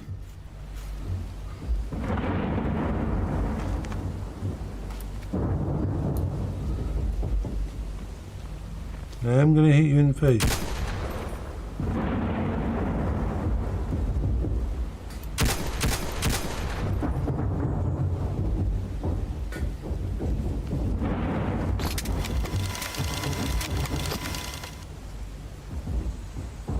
I get the feeling these guys are almost impossible to kill. So give me something that's going to make them happy. Okay. Hello there, my little friends. I know where you are. You're somewhere over here. So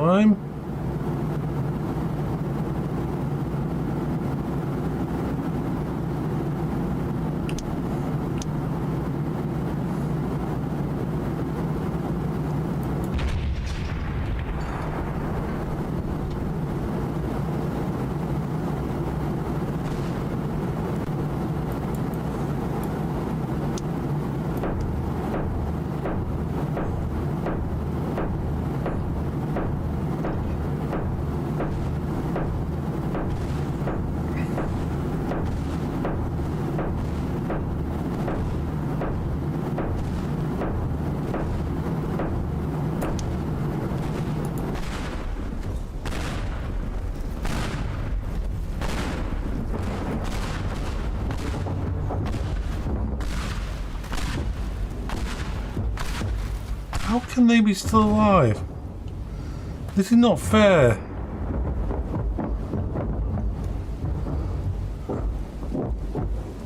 Are they still alive? I'm not getting any closer to them. Let's try the rocket. I don't like the look of these. These guys seem... Actually, let's try telekinesis on them. No, let's...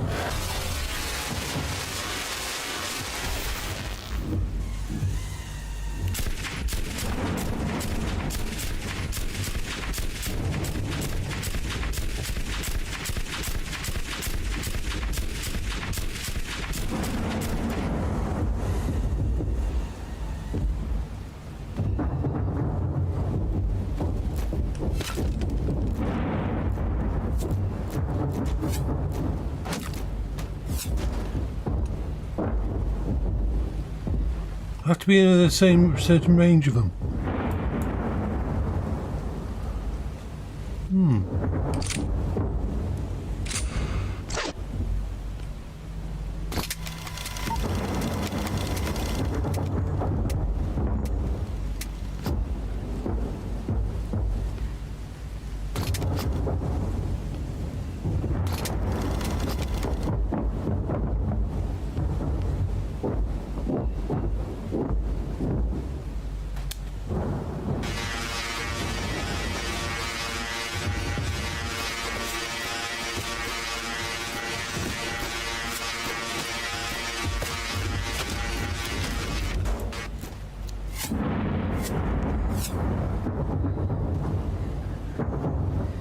I don't think I can kill this guy.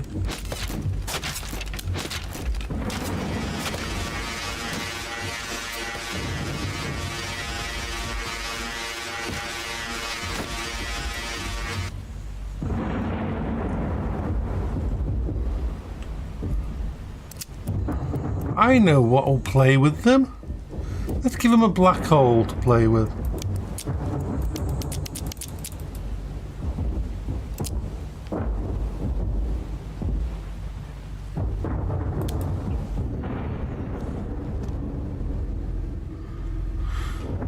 Let's see if that makes any difference to him.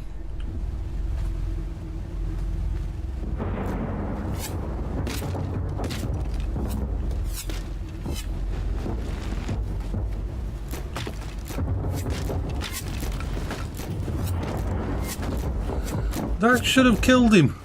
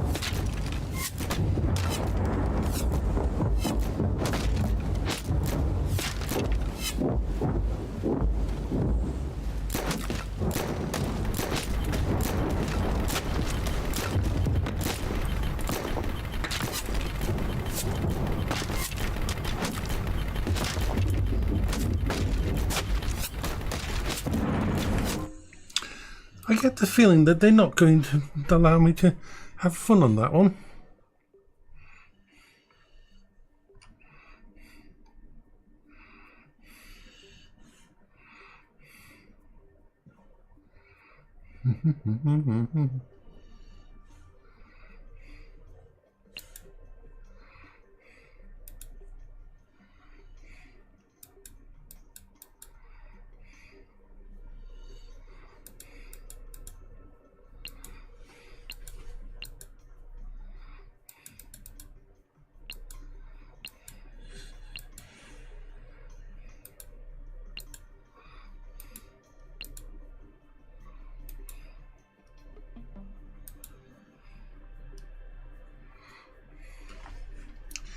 Dooby-dooby-doo.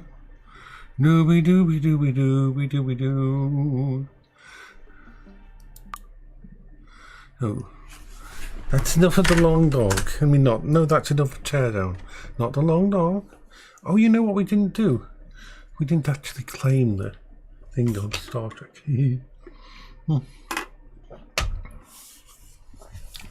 I think I believe I can fly. I believe I can touch the sky and shoot them with a brick. Dooby-dooby-dooby-dooby-doo. Do-do-do-do-do-do-do. You know, I'm going to need a bigger boat. That's what we're going to need. We're going to need a bigger boat.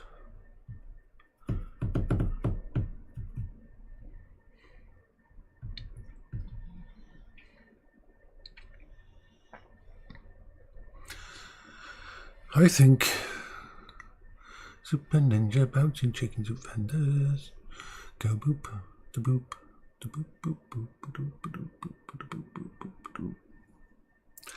Blue moon, I saw you standing alone, without a dream in your heart. Yep, and without a love of your own. Kiki, cuckoo. My brain's just a bit frazzled now. Blue moon. So, long dog. Let's put some long dog on. Let's play some long dog. Longity dog, kitty dog, kitty longity longity dog, kitty dog. Longity dog, kitty dog, kitty dog, kitty dog, kitty dog, kitty dog. Longer dog, do me, do me, do me, do me, do. It's a splendid first day. So my plans at the moment are all revolved around the server and setting it up and making it awesome and making it go. So, but I started a new save game on here because my other one died. So I need to start collecting stuff and going around doing the bits and I can't even remember where I was. So where did I end up? Okay. Survival. Let's resume wherever we are. I have nowhere. I'm here. Okay, I went in here, didn't I? I went in here and there wasn't much stuff. I went in here and there wasn't much stuff. Went in here and there wasn't much stuff. So, well, I'm not dead. Can't open this. We've opened that. There wasn't much. Okay. Zappy bar, zap. We're going to head to the place of. Nice on here. Going to go down here. Going to go over here to that little shed there and see if there's anything there. And then we're going to try to head and make our way to the actual place on the lake. Remember, we've started a new game, so we have nothing. We are freezing. We're going to get spots bitten and all the fun things. Oh, let's open this. Nothing in there. Nothing in there. Okay, so we might meet. Actually, yes, this is the way to go because we don't even have we don't have light or anything. Really, we've got a few matches.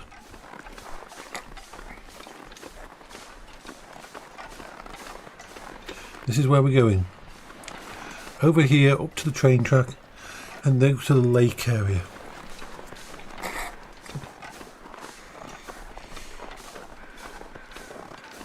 Now the funny thing is that it's splendiferous. The place I'm going to show you now is in Mystery Lake. It used to be one of my favourite places to stay.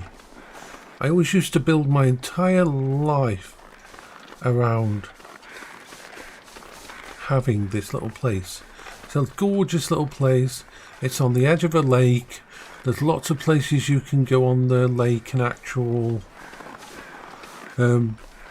make ice fish. You can learn ice fishing and live there.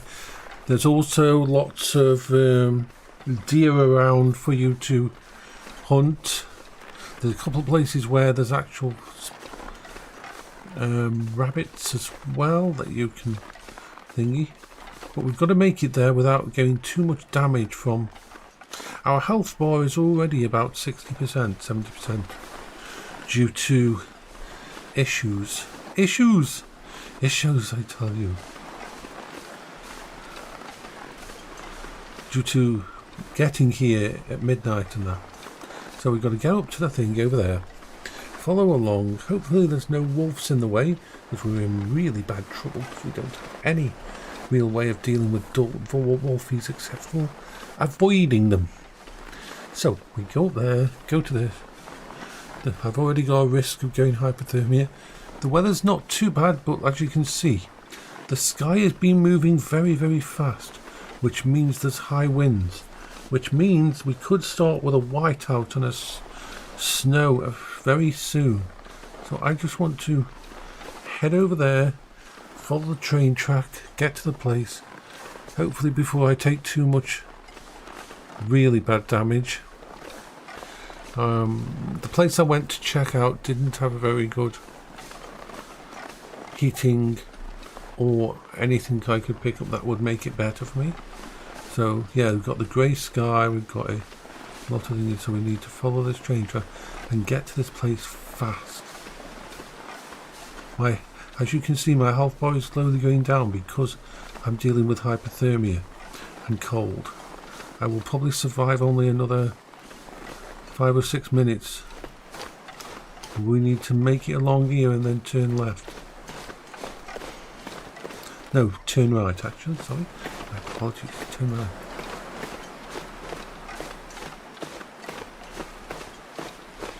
But we're pretty close to it. As far as we can run. If we get around here, the nice thing is, even when it's really bad, even when we've got really bad snow, you can follow this line of power lines and you know when to turn right because the power line actually goes down to the actual lake cabin. So you can always, when you're on here, rabbit, you can follow this here, and as you can see there's a power line heading to the right, and all we have to do is turn this corner when we get to here, even when there's a lot of snow.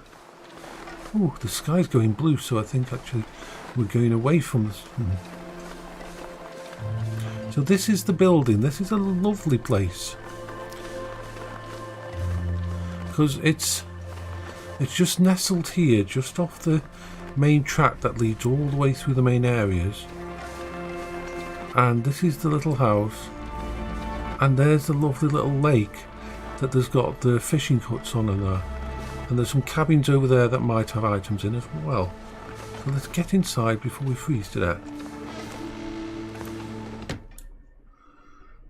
Now this place sometimes has some really nice stuff.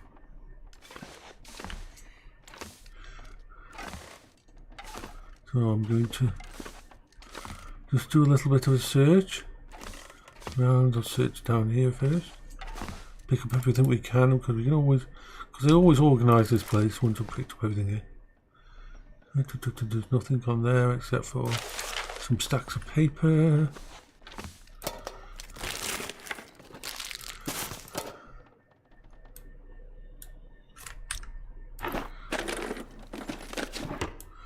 First piece of line if I want to make a check if there's anything under there. Grab that book. Ooh, a cooking skillet. Very useful. Oil, salt, flour, broth. This is all good.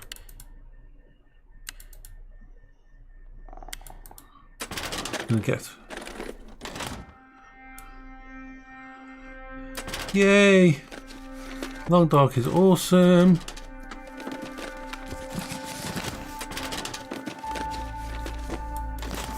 Ah, this is wonderful. This is a little bit of stuff so we can put on that.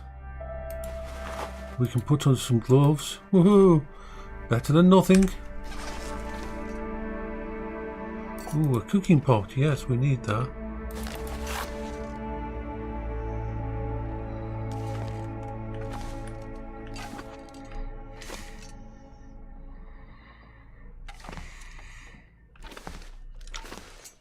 Nothing else here. A few bits of paper for us to make stuff, but nothing major. Okay, so. Ooh, a can of tomato soup. That's a good thing. So. Ooh, head upstairs and see what's up there. Unfortunately, there wasn't anything that I really needed, like a light or anything. That's okay.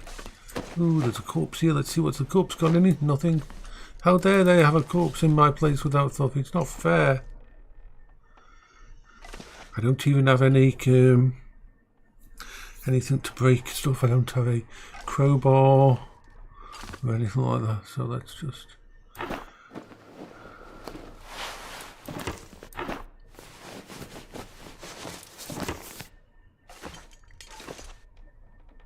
In fact, there's very little stuff in here. There's usually a lot more stuff than this. This is not a good thing.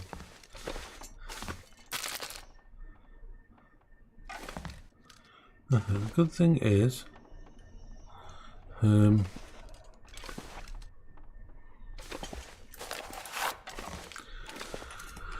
let's start a fire. Hopefully I'll be able to start a fire. Yes, we've got that. Start a fire. Now we need to put some stuff in the fire actually too.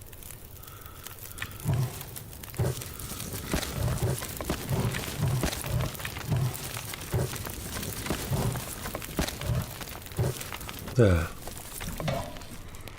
That's going to be on for 10 hours. That's good. It's going to give me a lot of heat for now. We need to get some water, so select, set that going. We need to put that on there and cook up some actual cookable stuff like tomato soup. Cook. Don't have much at the moment.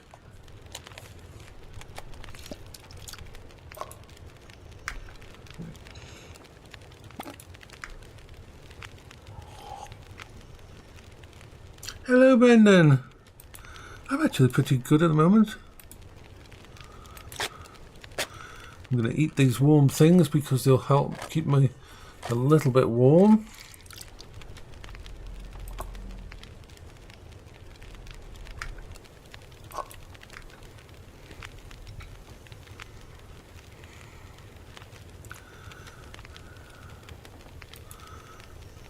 Okay, so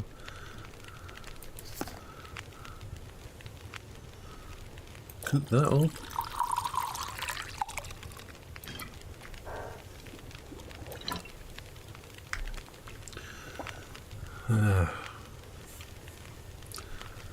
Right.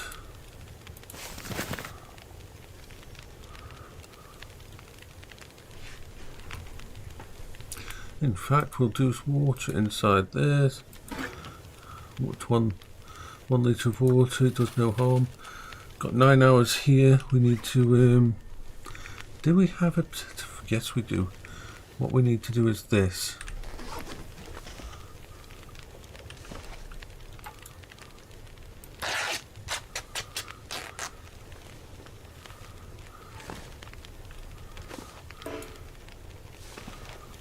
So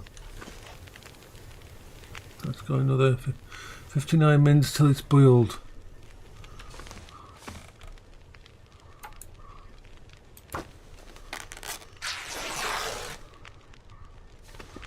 Okay. Alright, so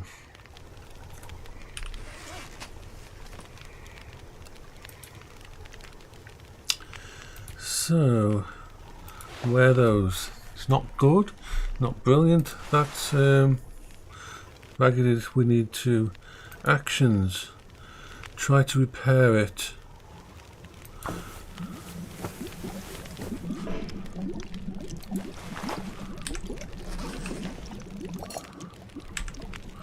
Okay. Actions. Try to repair it again. Aeronauta, yay!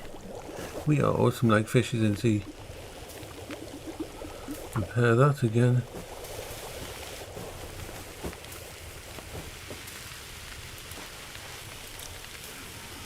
Potable water.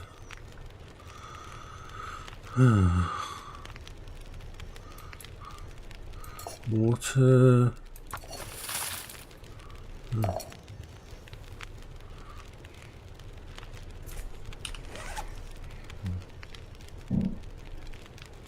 What do we need to repair? Actions, repair that, because that is a really nice woolen hat. So if we get that repaired, that will help. How is this doing? 98%, that's good. That's good, that's good.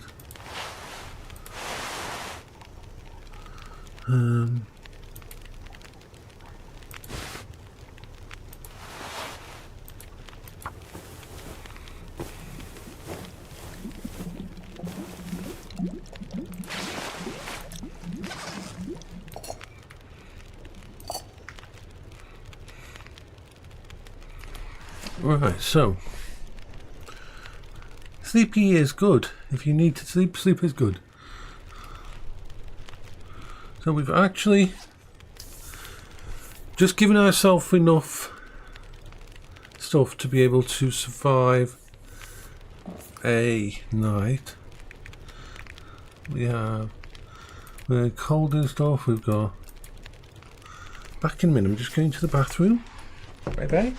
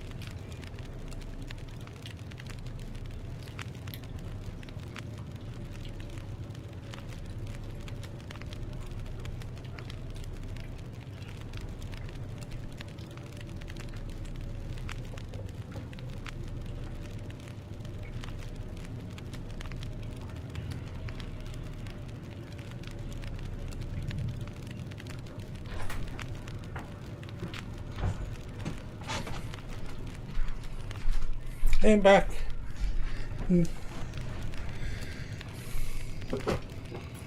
Ooh.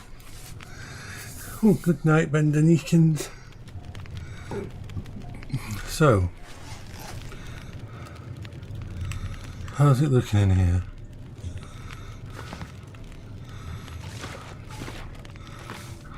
Don't think there's anything else that is useful for me, unfortunately.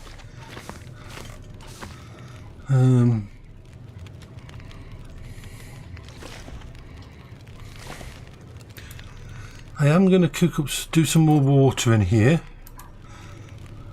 simply because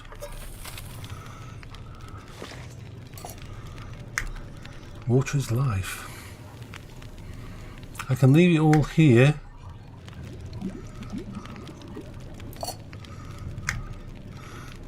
and I don't want to waste the using of all that heat, so I've got another 3 hours so I can cook up another 2. Ooh.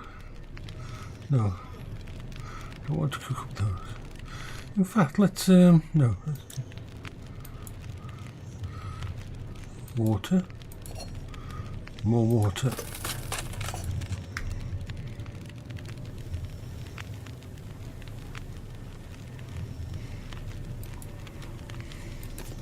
Can you kick it? No.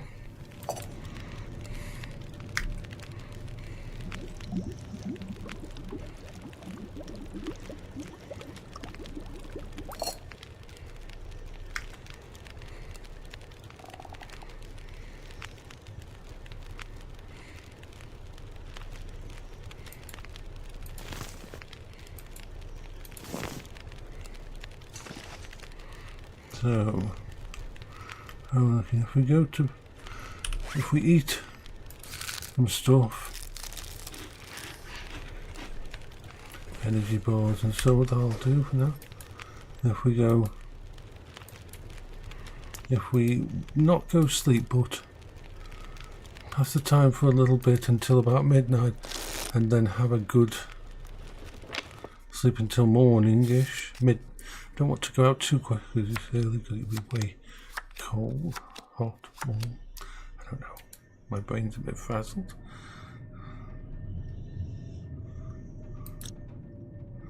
Yeah, we're fine there. If we sleep until morning,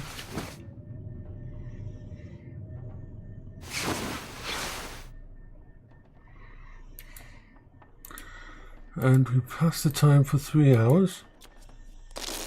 Got to wait until the sun rises properly.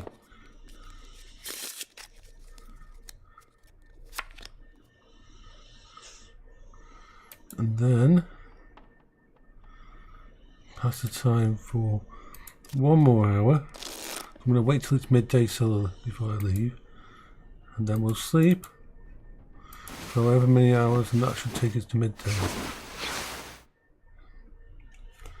Okay, so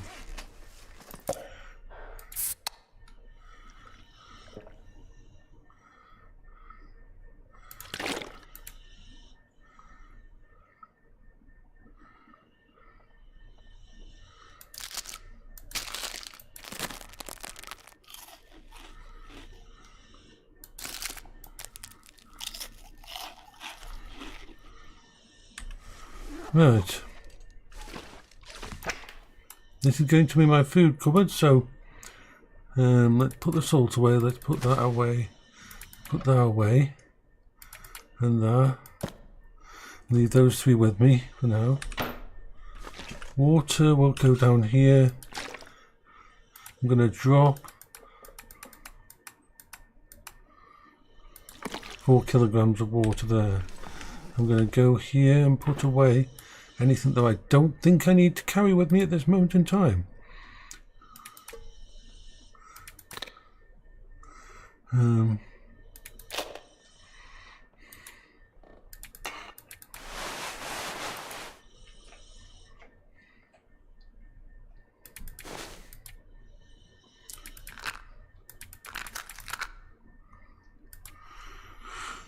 Okay. Now it's going to be cold out there, but we need to try try and do this run. It's going to not be good, but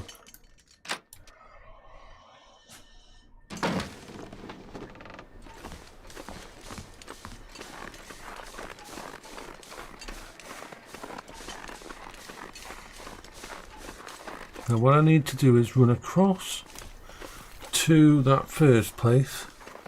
Watch out for wolves and that, because there can be wolves here. We are going to get cold. I need to then check all the cabins around the lake and see if there's any clothing, because I don't have any clothing at all.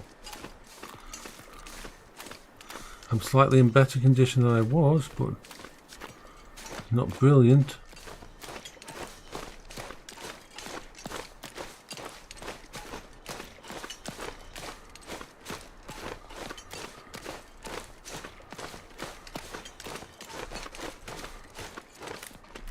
Oh, ooh, hatchet, now that's really good.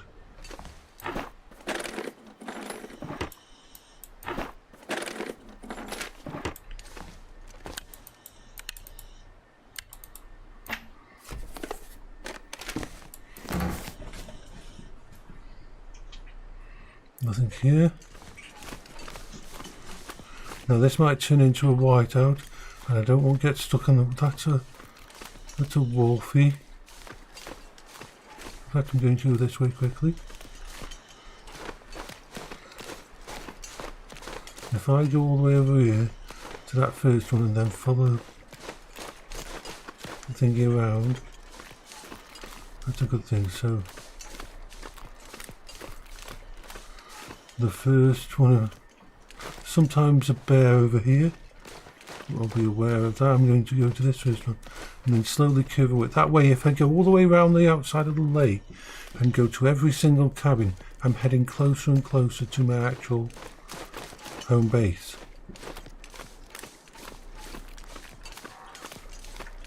That's why I come over here first. I'm just basically trying to find any kind of equipment.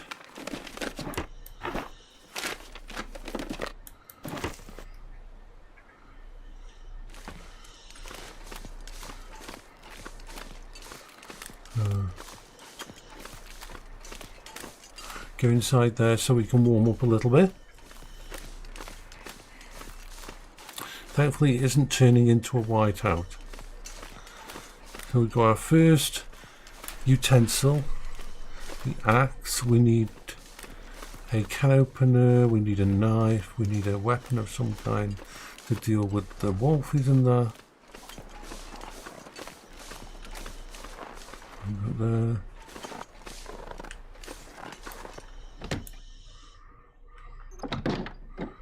Okay, we are in here, and as long as we're in here, we're going to be warming up.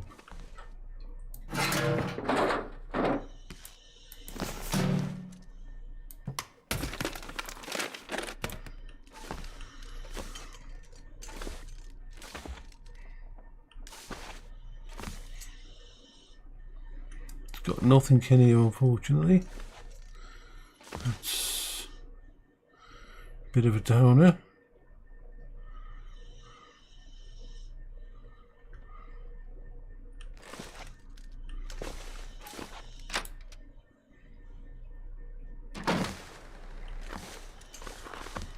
Now I am going to go straight to this one and then cut across to those houses over there. So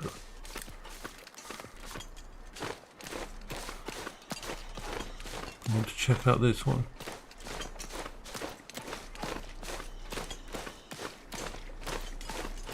I'm going to be going a bit close to him, but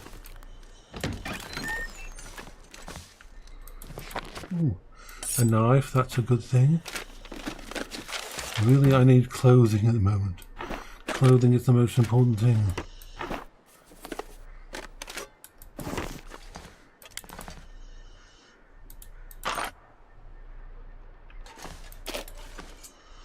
Oh well. We went to that one. Unfortunately, there's only one place actually. I don't want it to go to hypothermia simply because I'm actually really low on health already.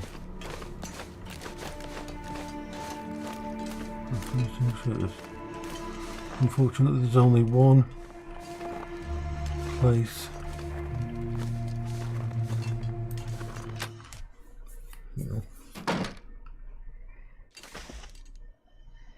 Come on, give me something. Unfortunately, this is the way of the world sometimes.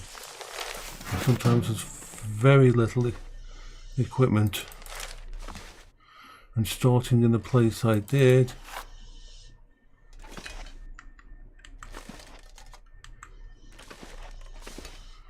now, what I'm going to do is pass the time for 1 hour. That'll warm my body up a bit.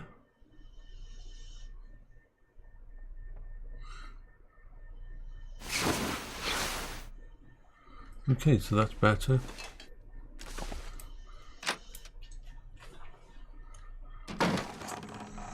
The weather's getting slightly worse, so we're going to look over here in case there was anything. If we go the cut around here to the other set of little houses, we can see if they've got anything. If not, I'm going to have to head over to the dam and hope that there's clothing there, because the dam isn't very warm, and if I get really cold, my health's already down to 50%. That is not a good thing at all. I just want to know where that wolf is. He's further out, so okay.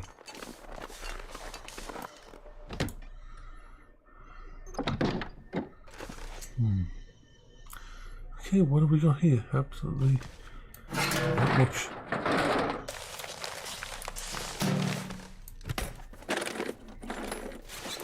Ooh, they're not very good, but they're actually useful. They're better than nothing, a lot better than nothing.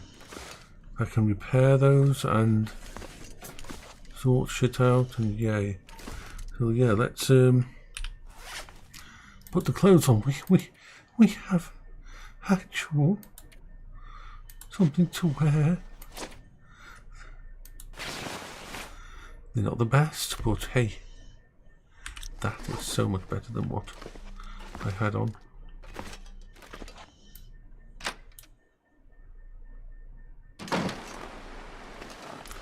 Okay, so go in this one.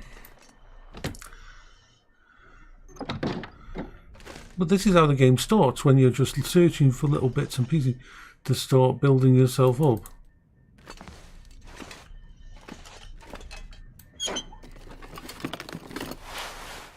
Oh, shirt, canister, sewing kit, useful.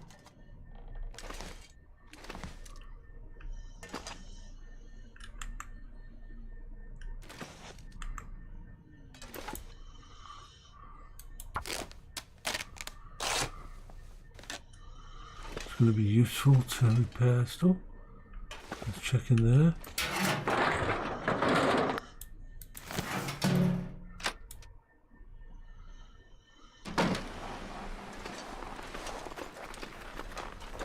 Over to this one.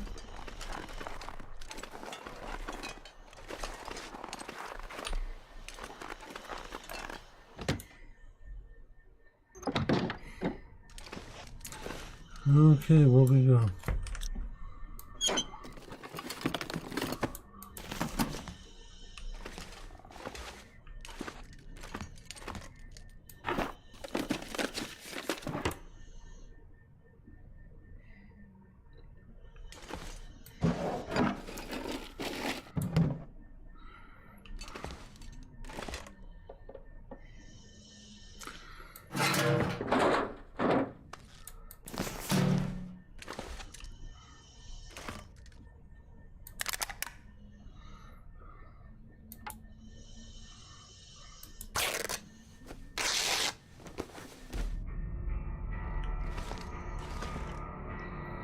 There. All we can do now is head back.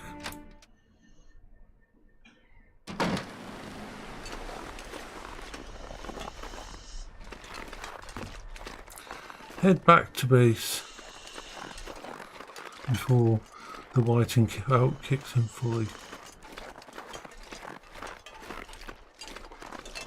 The way back to base is over here, straight along this area here.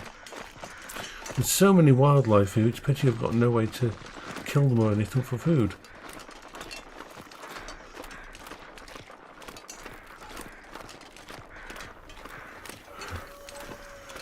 So I'm losing temperature, but not too badly.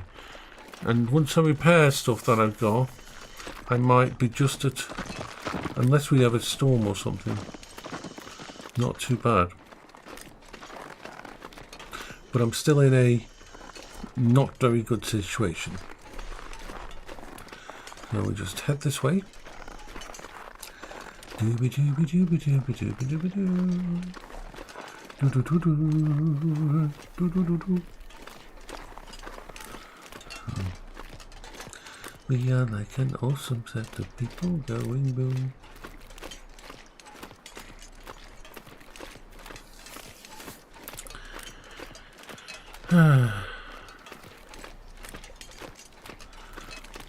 Cuckoo, cuckoo.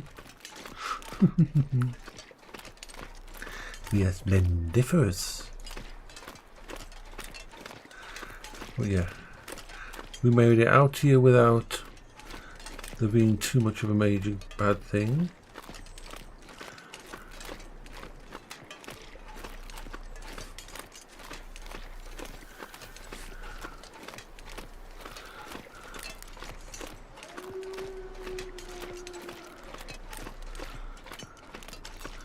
We are happy like a fish in the sea. We are happy like a fish in the sea.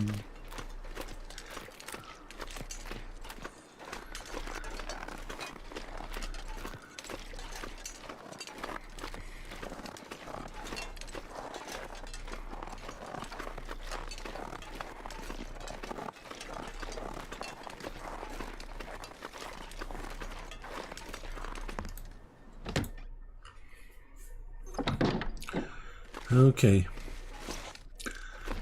let's just see.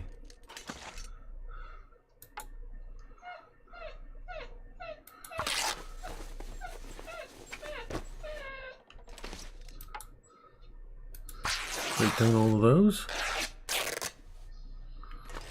No.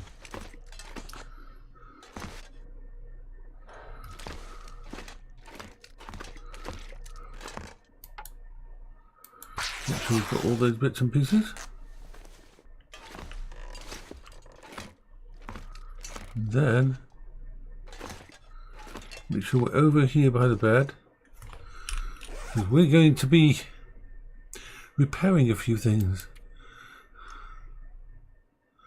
Okay, you're at 62%. I'd like to repair you and get you to close to 100. Makes a big difference of how much. Okay. And then this one. Repair that as well.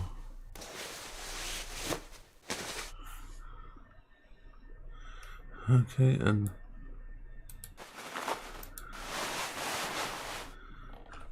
see, I may as well repair all of my stuff up to as max as I can. None of them are stuff except for the thingy that I will usually keep for a long time. But it's all worth doing this. Okay. So these are going to give me better.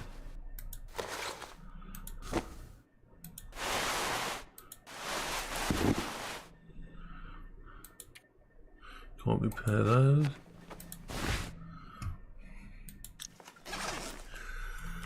So,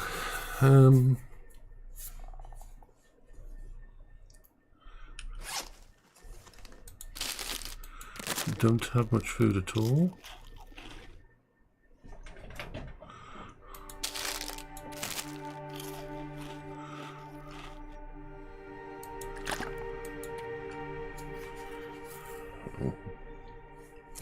What's the plan? Until it goes dark time, I'm going to... Which is the most useful one? That's actually the sewing primer. Let's see how many hours of that we can do. It's too dark. That's okay.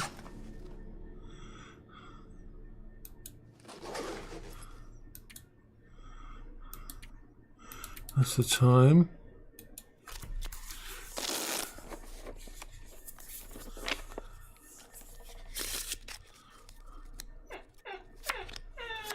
Hello, baby. Yeah, we'll go downstairs in a bit. Don't you worry.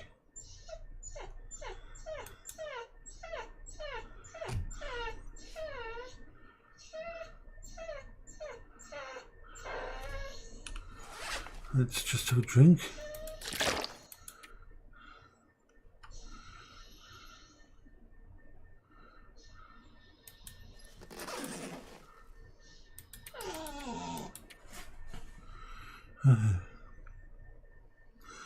Now we can sleep. Have a proper night's sleep. Yeah, you're beautiful. You are beautiful, aren't you? And yes, we'll go downstairs in a bit.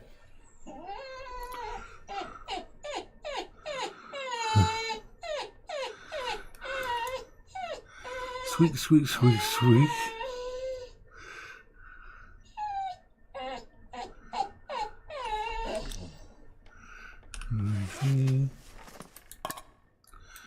There.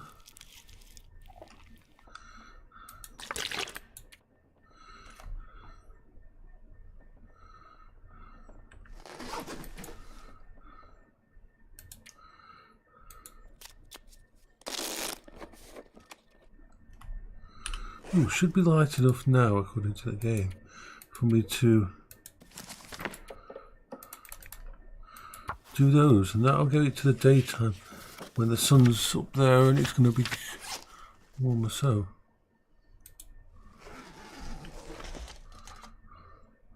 I'm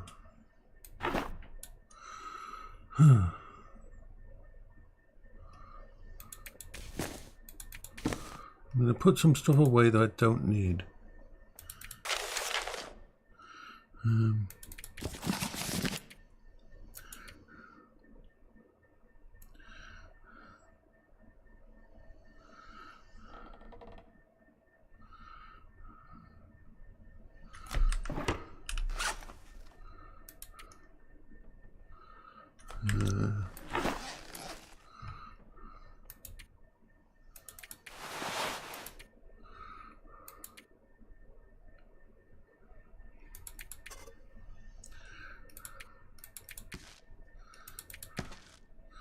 Keep that there.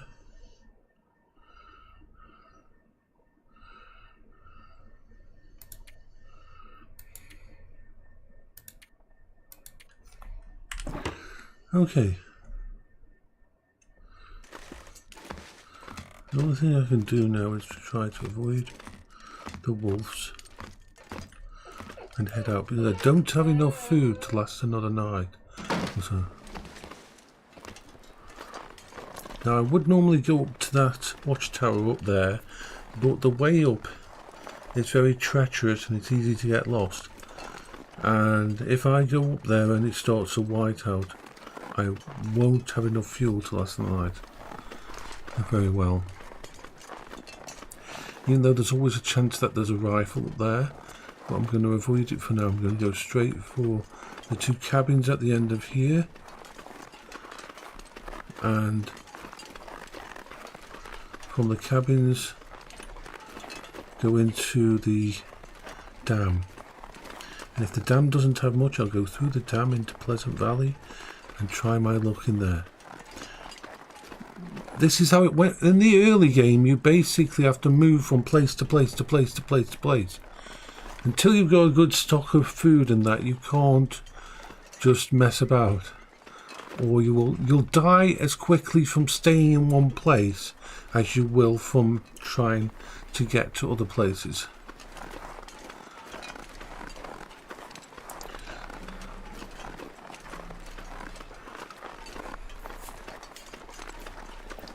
So I kind of know where I'm going, but I don't know that there can be wolves around these areas, and I hope I don't meet one in the way. As you notice, my health is going down very fast. Because, yeah. Oh, that's useful.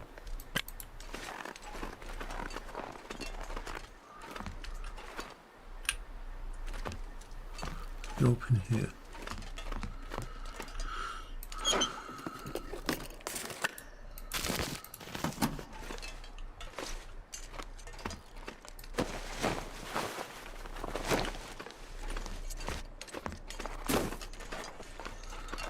Get round here.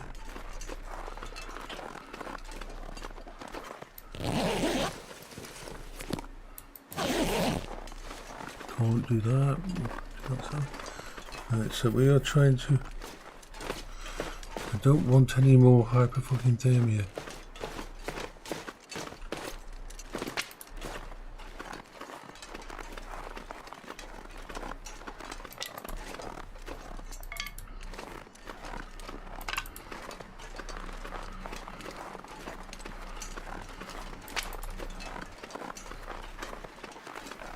There's a wolf there.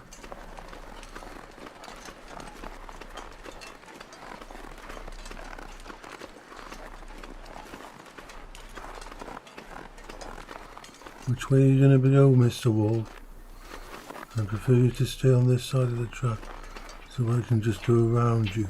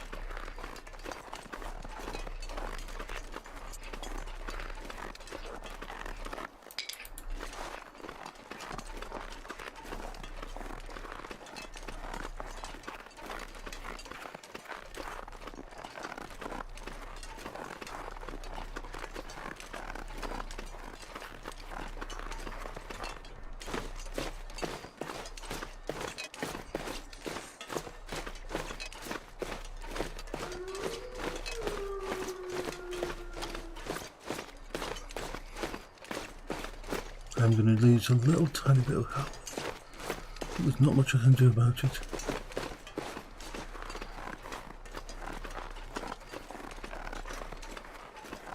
The cabins are just over this bridge.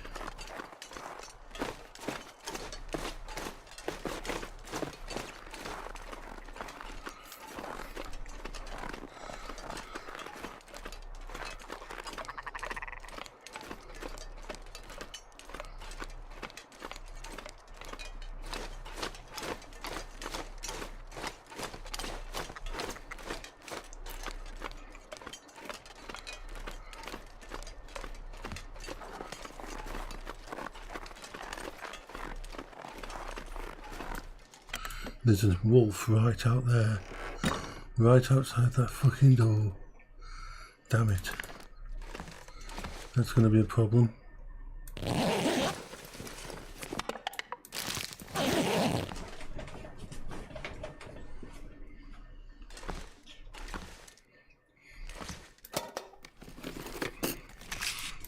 I don't really have any medical kit, so if he damages me, infects me, I am screwed.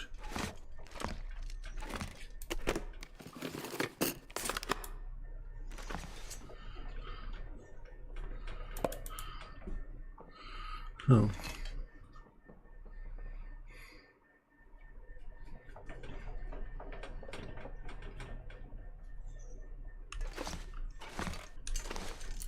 What I want to do is two things.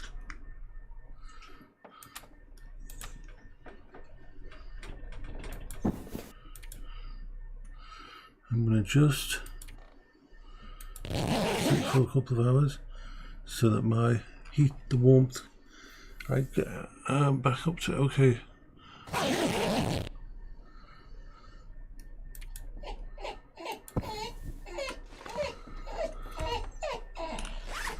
I know, baby.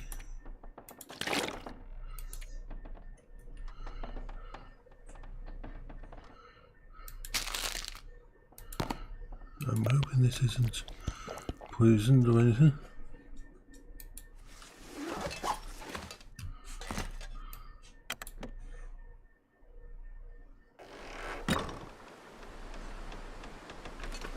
Run for it.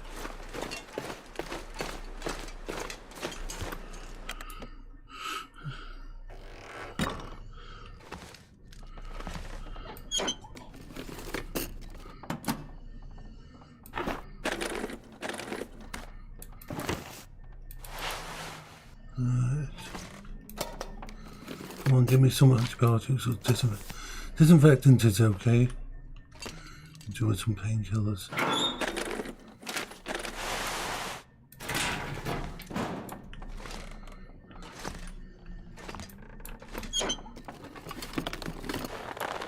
Ooh, those are good.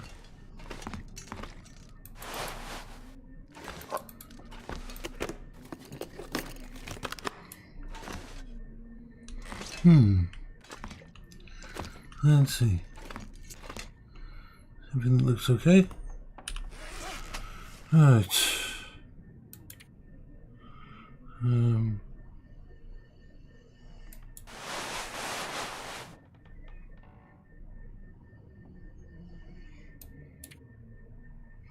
No, that's good.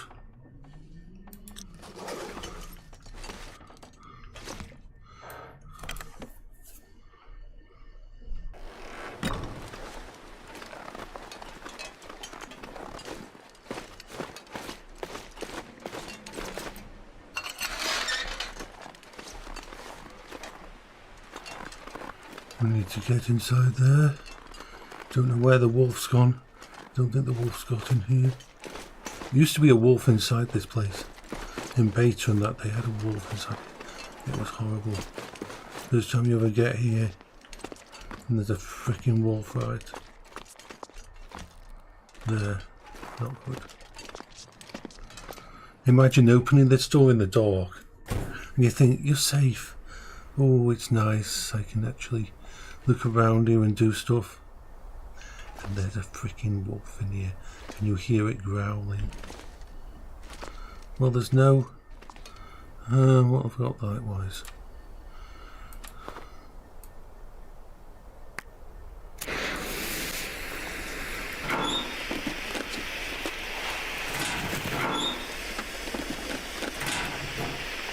Need to have a good look round. Not too much of a good look round.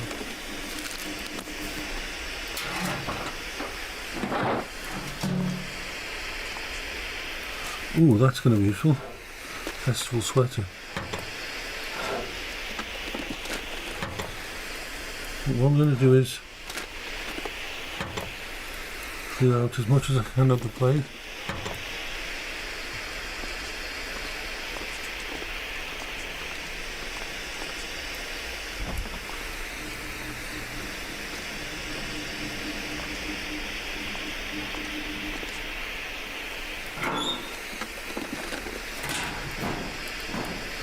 Fireball.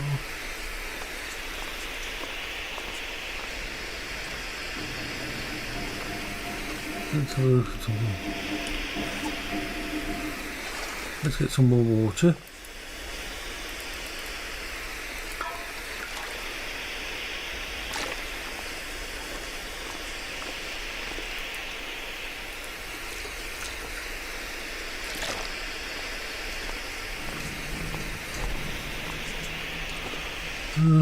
So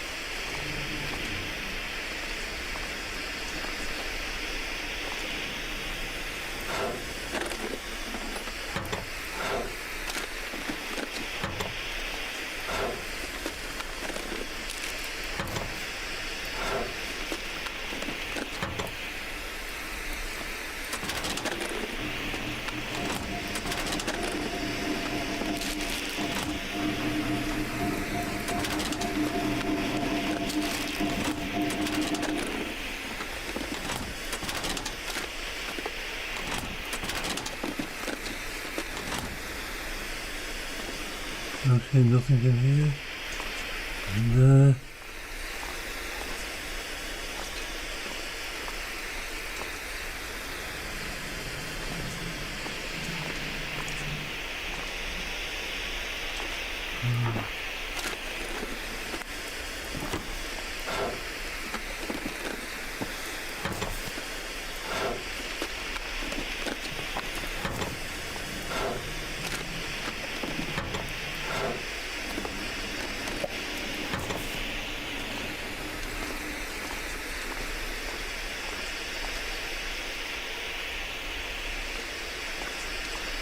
no, even though I don't want to waste the time, unless I'm going to have to do it.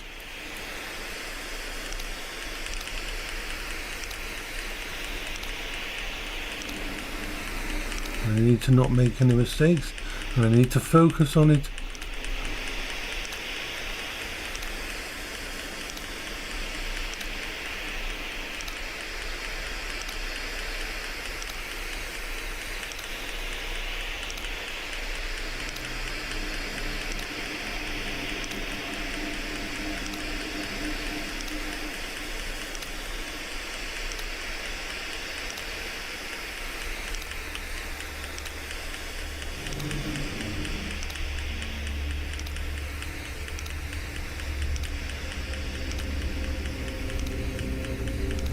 Hopefully there'll be something good. I need for there to be something good. Oh, come on. Get all the way over here.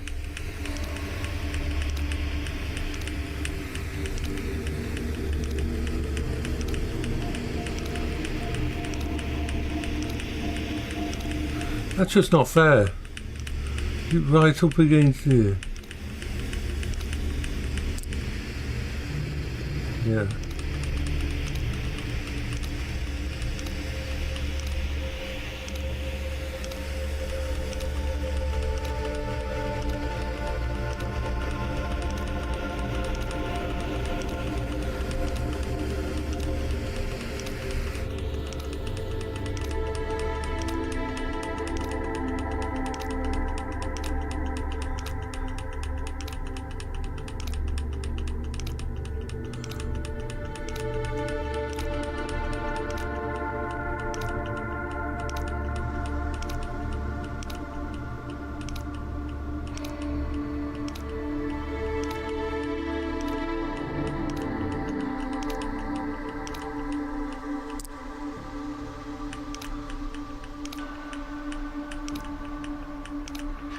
Last one, please be something nice.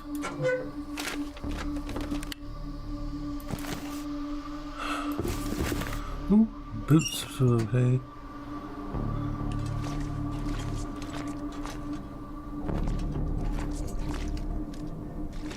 No, unfortunately we're going to have to use up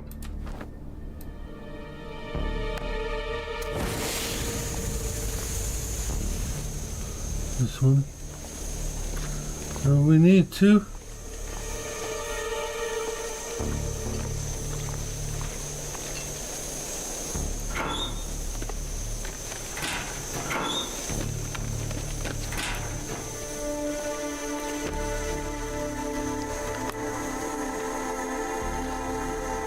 Was hoping to find a storm lantern of some kind.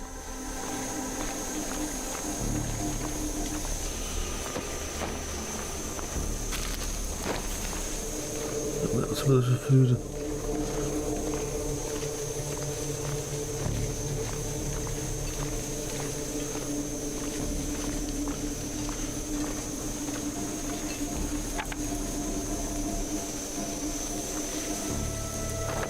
Good idea. Start a fire, yeah.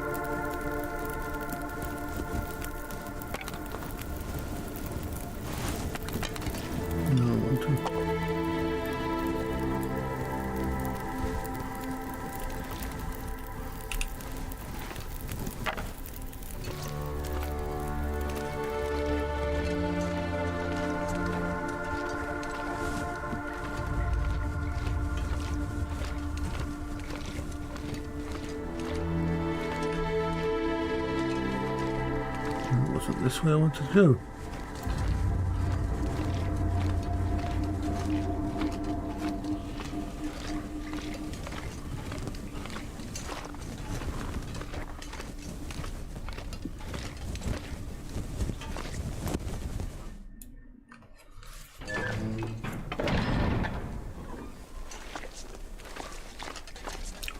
Storm lantern, yay! Worth it.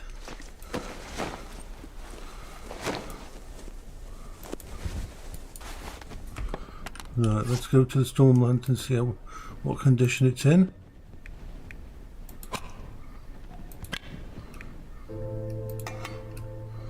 Actions, refuel.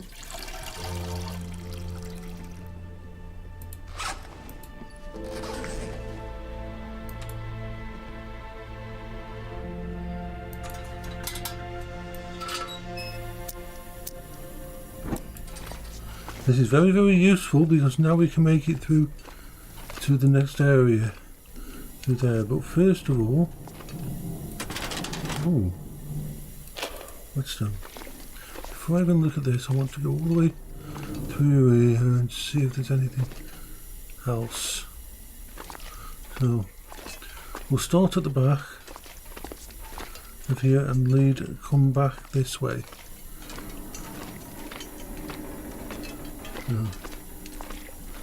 Go all the way to the other side of it.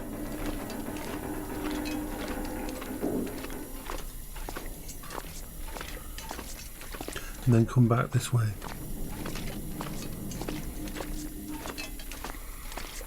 Ooh, yes. Finding this storm lantern is one of the most important things I've found up to now. So I've got to go through some caves in that. And without this, I'd have to start making torches. I've only got 11 matches. And so on. So let's continue all the way along here to the last little bit. If there's anything worth picking up. Oh, yes. Oh, found a nice rifle.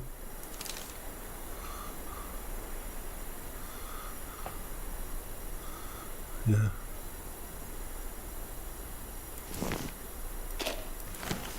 Nice.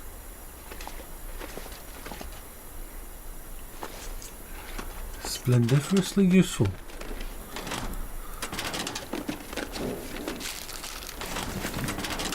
And gain enough food to be able to breathe. What I'm going to do is make it to the signal tower.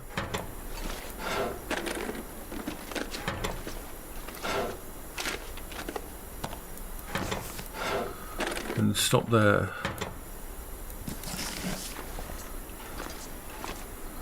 So on the way down we'll see if we can find any more fuel for the lantern. Anything in here? No.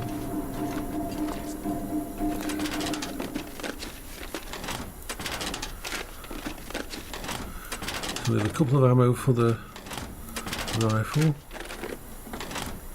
which makes it useful. Need a pry bar. Ooh, beans.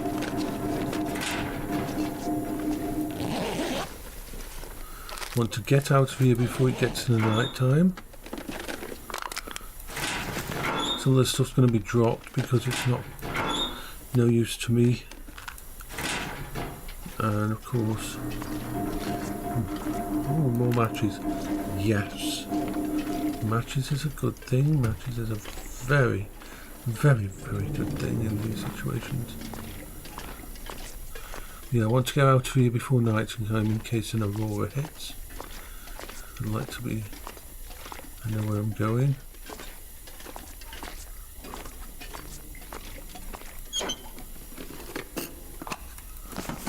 Back up there.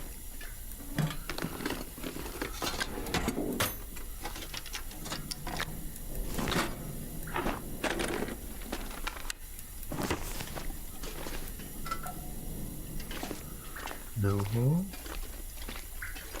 I think I saw a knife on the floor here, somewhere around here. Nope, must be the next one. Yep. Okay, let's go, go, go, go, go.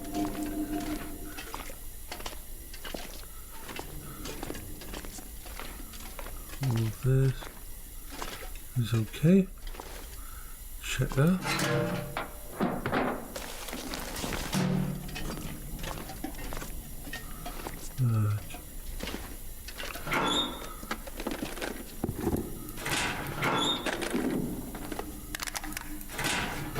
It's good. That's great. That's golden.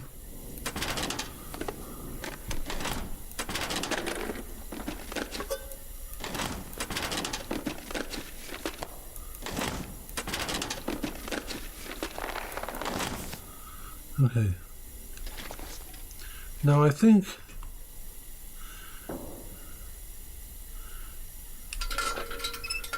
that way, how are we doing?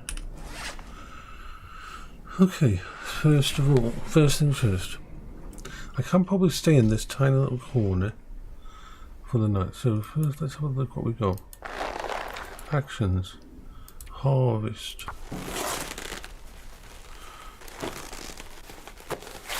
That'll give me some leather.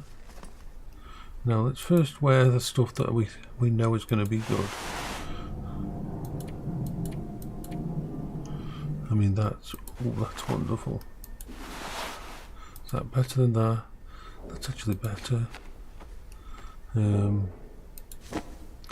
That's definitely better than that. These can go. Those can be worn. Yes. That's better than that. Okay. So I've got a lot of stuff that I can action, harvest.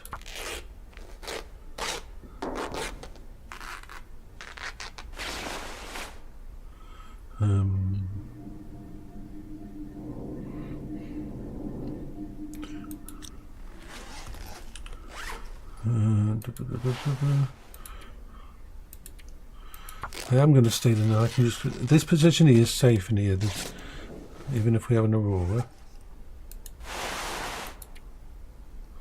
We get all this stuff.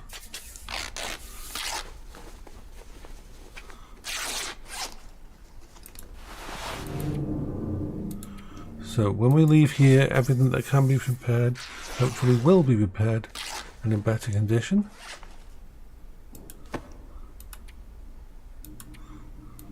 I mean, there's going to be some waste because I don't have the skill. So we want to actions, harvest this because we can get the leather, which can be used to repair the other set of stuff. And this can be actions, harvest this for good leather as well.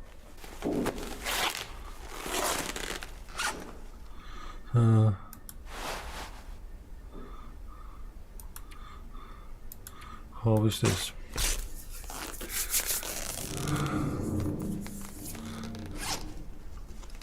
That's all good. Do we have? Can we repair that stone? No, no, you can't repair in the door. Okay, so other things we can do.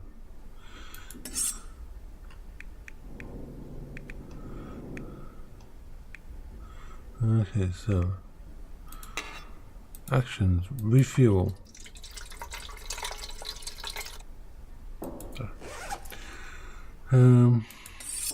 Actions, sharpen. Don't want to go to sleep yet, so let's use the night. Use every bit of time we've got. Sharpen this up to the max.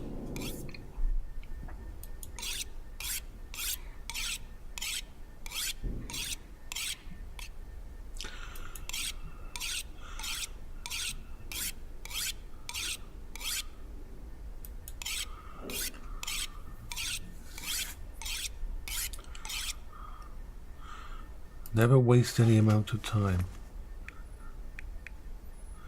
So, that, actions, sharpen.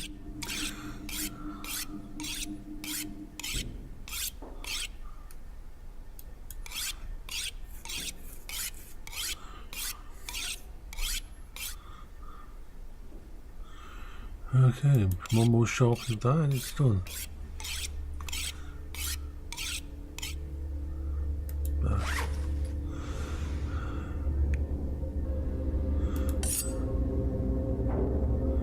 Actions. We harvest. I'm going to need some metal. Alright, so what we got?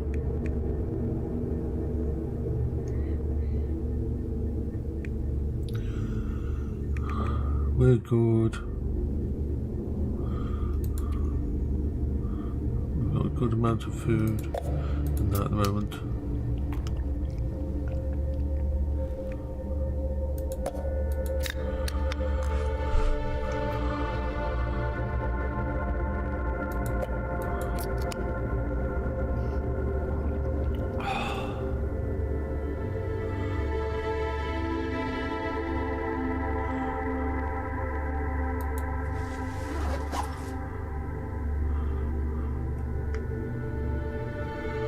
Okay.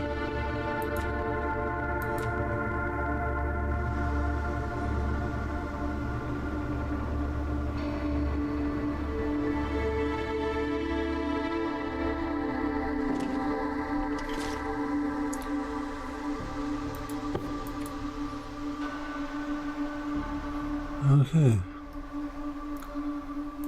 Sleep.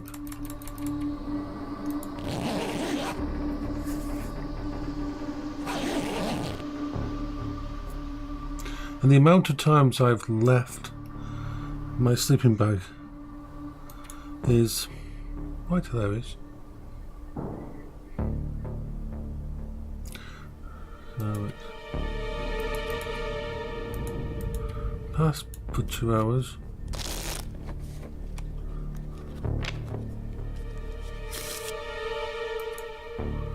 Pick up. Now.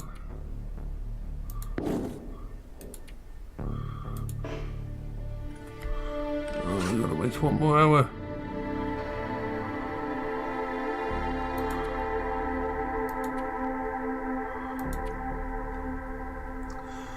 Tell you what. Use 1 hour. I'll do that during there.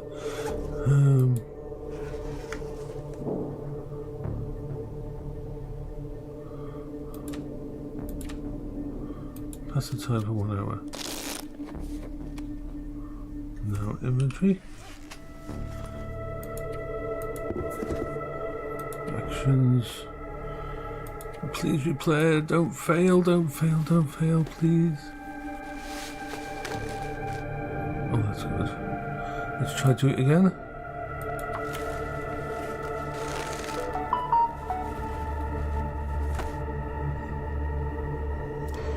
Okay.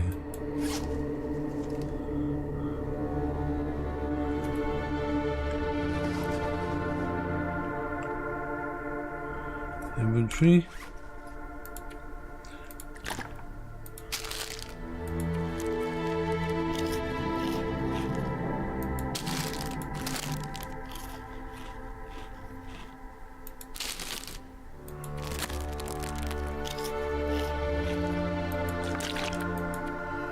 Okay, there's a few things I need to drop off here that I'm not taking with me.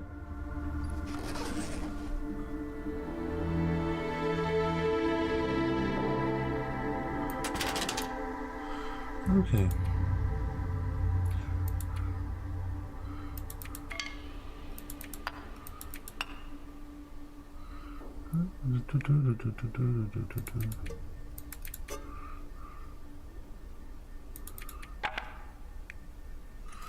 That'll do. I'm hoping the weather isn't too bad because once I go through this door I can't come back through. Well, that looks okay. It is cold enough for me to start to lose heat, but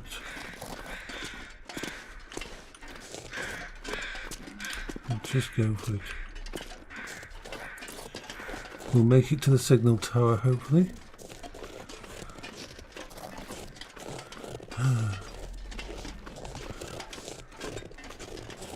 We do this well. So I've almost been over 3 hours. I'm going to stop soon. But yeah, I just want to get to the signal tower. Okay. I want to make sure that I did pick up my... It's a bit later if I didn't pick up my sleeping bag, but hey, worth checking. Just so I can freak myself out. And sometimes a wolf out here.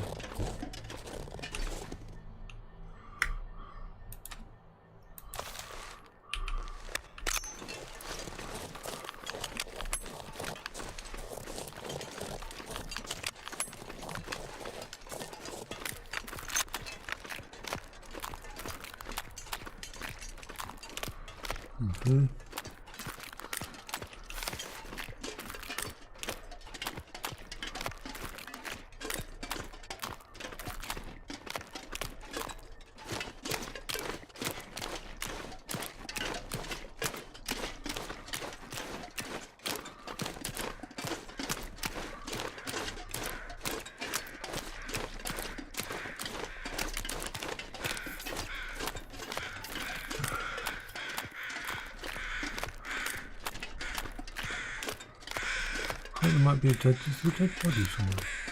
I just found that. Yeah. Whenever you see the crows circling, there's always a dead body where the crows circle. Worth checking just in case. Worth checking just in case.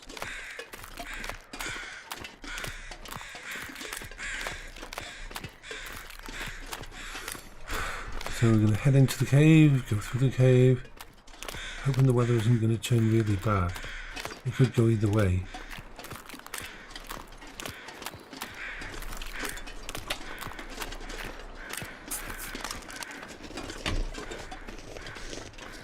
Got to keep hydrated when you talk so much during this time. So yes, I hope you're all having a wonderful day.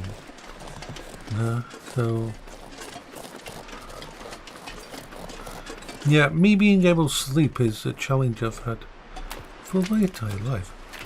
Really, sleeping has never come normal. The only times I had good... When I was really young, I went through a period where I could sleep through anything. I couldn't sleep through anything, but I could get to sleep fast. I've never had trouble going to sleep. The trouble has been staying asleep. Thankfully, I'm able to function and actually... Oh yeah, that wind's coming up. We're on small amount of time. So most people who think of this insomnia, it's to do with not getting to sleep. But when you've got ADHD or autism and that, a lot of the time, unless something's on your mind, there's this trick. You have to make sure you don't go to bed too early. If you go to bed too early and your brain starts to think of something, then you're not going to get asleep. No matter how tired you are, it will occupy your brain and that's it. No more sleepy for you. But if you go to bed and you catch it in that moment, and you can usually fall asleep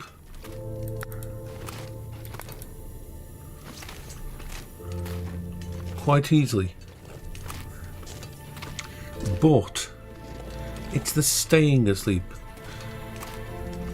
The autistic brain, ADHD brain, is so active that it even will bring you out of sleep.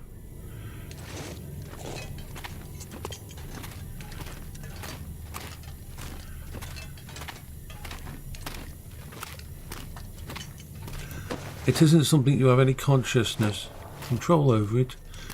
Your brain is just saying, hey, look at me, and it wakes you up. And there's a chance you can get back to sleep. There's like a short period of time you can basically get up, go toilet, get back to your thingy and fall back asleep. And that's a good night's sleep. So if I manage to have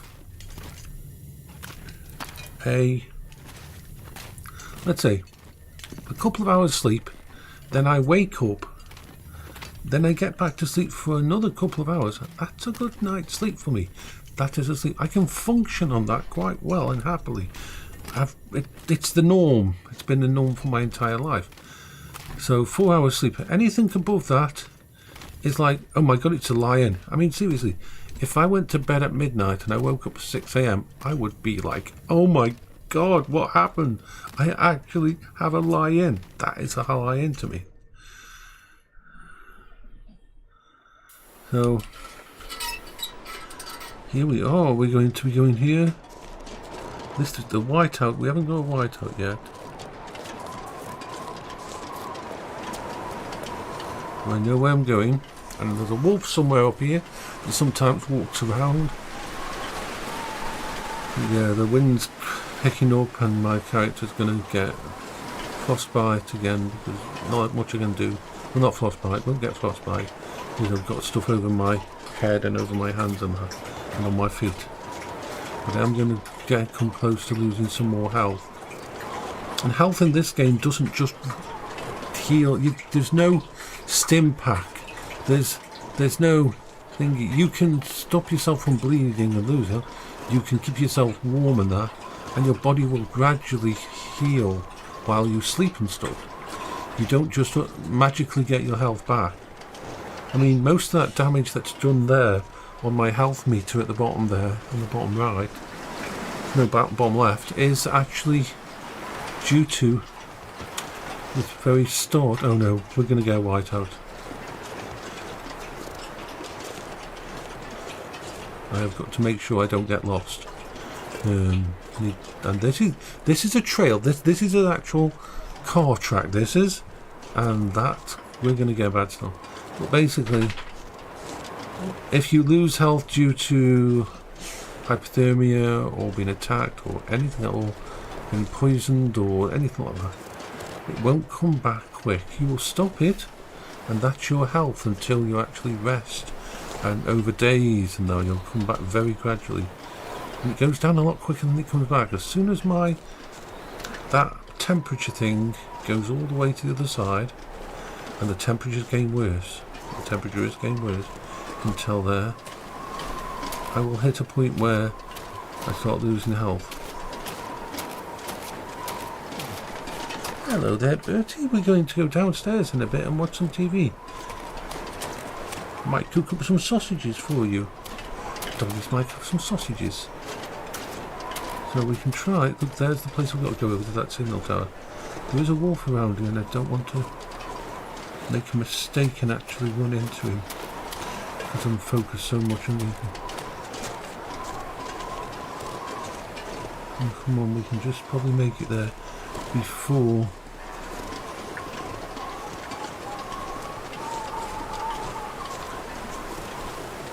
want to get there. I love this game. I don't mind at all dying in this game because I learned something from each time. Like last time, the bear got me. I wasn't focused enough on what I was actually doing, and I walked in a place where I was just wandering around instead of taking the direct route because I thought, oh, why not go around here, around here, around here? And a bloody black bear just was so close to me that it aggroed, it attacked me, and I had a bad day. We have to go around the back of here. New Signal Hill, yay!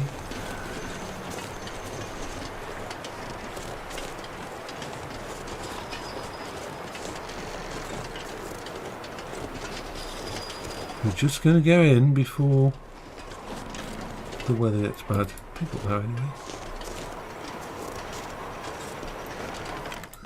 Woohoo! Now what I'm going to do is this. Put my light on and loot this place before I, well, loot as much as I can.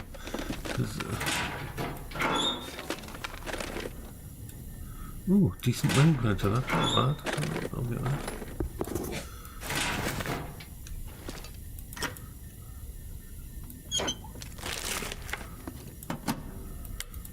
Okay.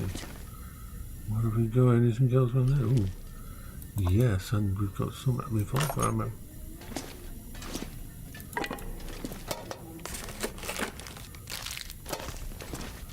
Okay, we got. Ooh. Gonna need those wires.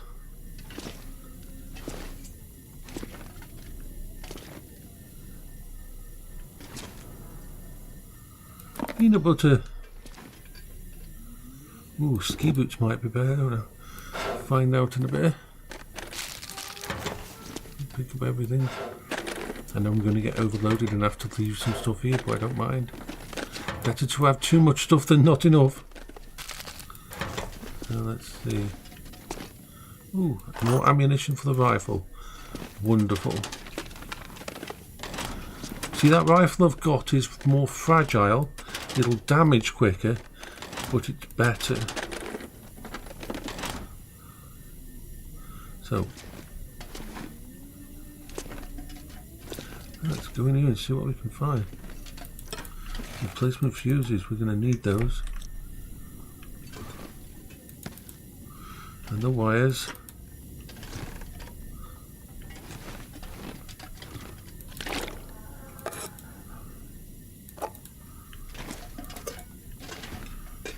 Ooh, that's all nice stuff. Expedition Parker, oh yes. Oh yes, that's going to make my day. Ooh, firearm cleaning kit. That also makes my day. That's something there. Decent jeans is better than nothing. Not much better, but hey.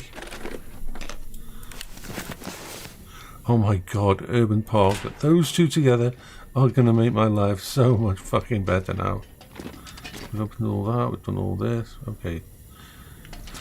We can now, we'll pick up that. Ooh, another storm lantern. Yay! Got that. And search the drawer of the useful panty chicken to vendors of death. Ooh, another sewing kit. We're on the money, so there we're good. We're near the bed, so we've now got some good clothing. So we've got, yeah, where?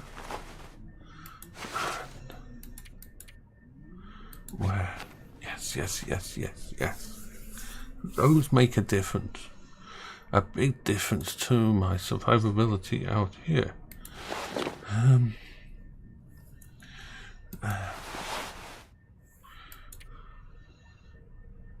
That's going to be better there, yeah. Okay, so how are you doing? That's actions, repair.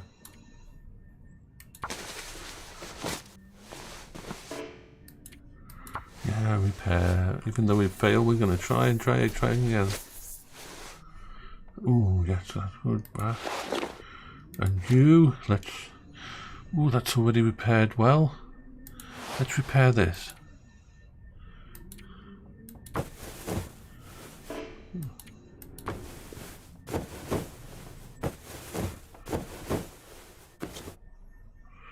Oh yeah, that's better.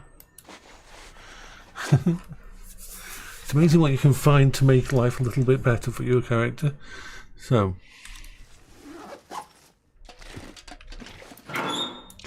let's put away some stuff.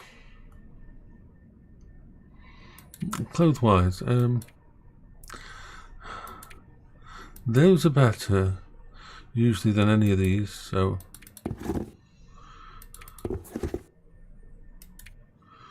there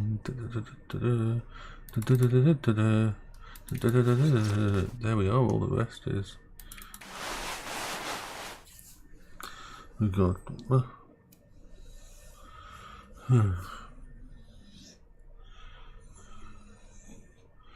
I've taken something off, haven't I? Or have I? No, I haven't. I'm good. We're golden, we're good, we're splendiferous. Is there anything we don't need? We're carrying a bit too much of stuff, but we're going to need it in a bit here. But we're going to first go to sleep for an hour. Just have a little break. Let my character have a little sleepykins. Yes, that's a good thing, a sleepykins for my character. You've done very well. I'm impressed. So, we'll quit because my dogs know that it's time to go downstairs. Yeah, they do. They know. As soon as I take my headset off, they know. In fact, Zach has got to the point now where Zach... Yeah, we're going to go down in a minute. Zach has got to the point now... Calm down. That Zach can be lying in the other room. And I will finish my vlog, my morning vlog. And as soon as I say goodbye on the vlog... Why are you sorry? Why are you sorry for falling asleep? Falling asleep is a good thing. You can always rewatch the stream. I mean, it's always on here, or it'll be on thingy as well. YouTube, so you never have to worry about that. Sleep is important. Sleep isn't hard for us, as hard for us. So I might be on later. I don't know. I'm going to go down and spend some time with the dog, so I will say bye-bye to everyone here. I hope you and Rob have a good time tonight and have something nice to eat. So, bye-bye for now.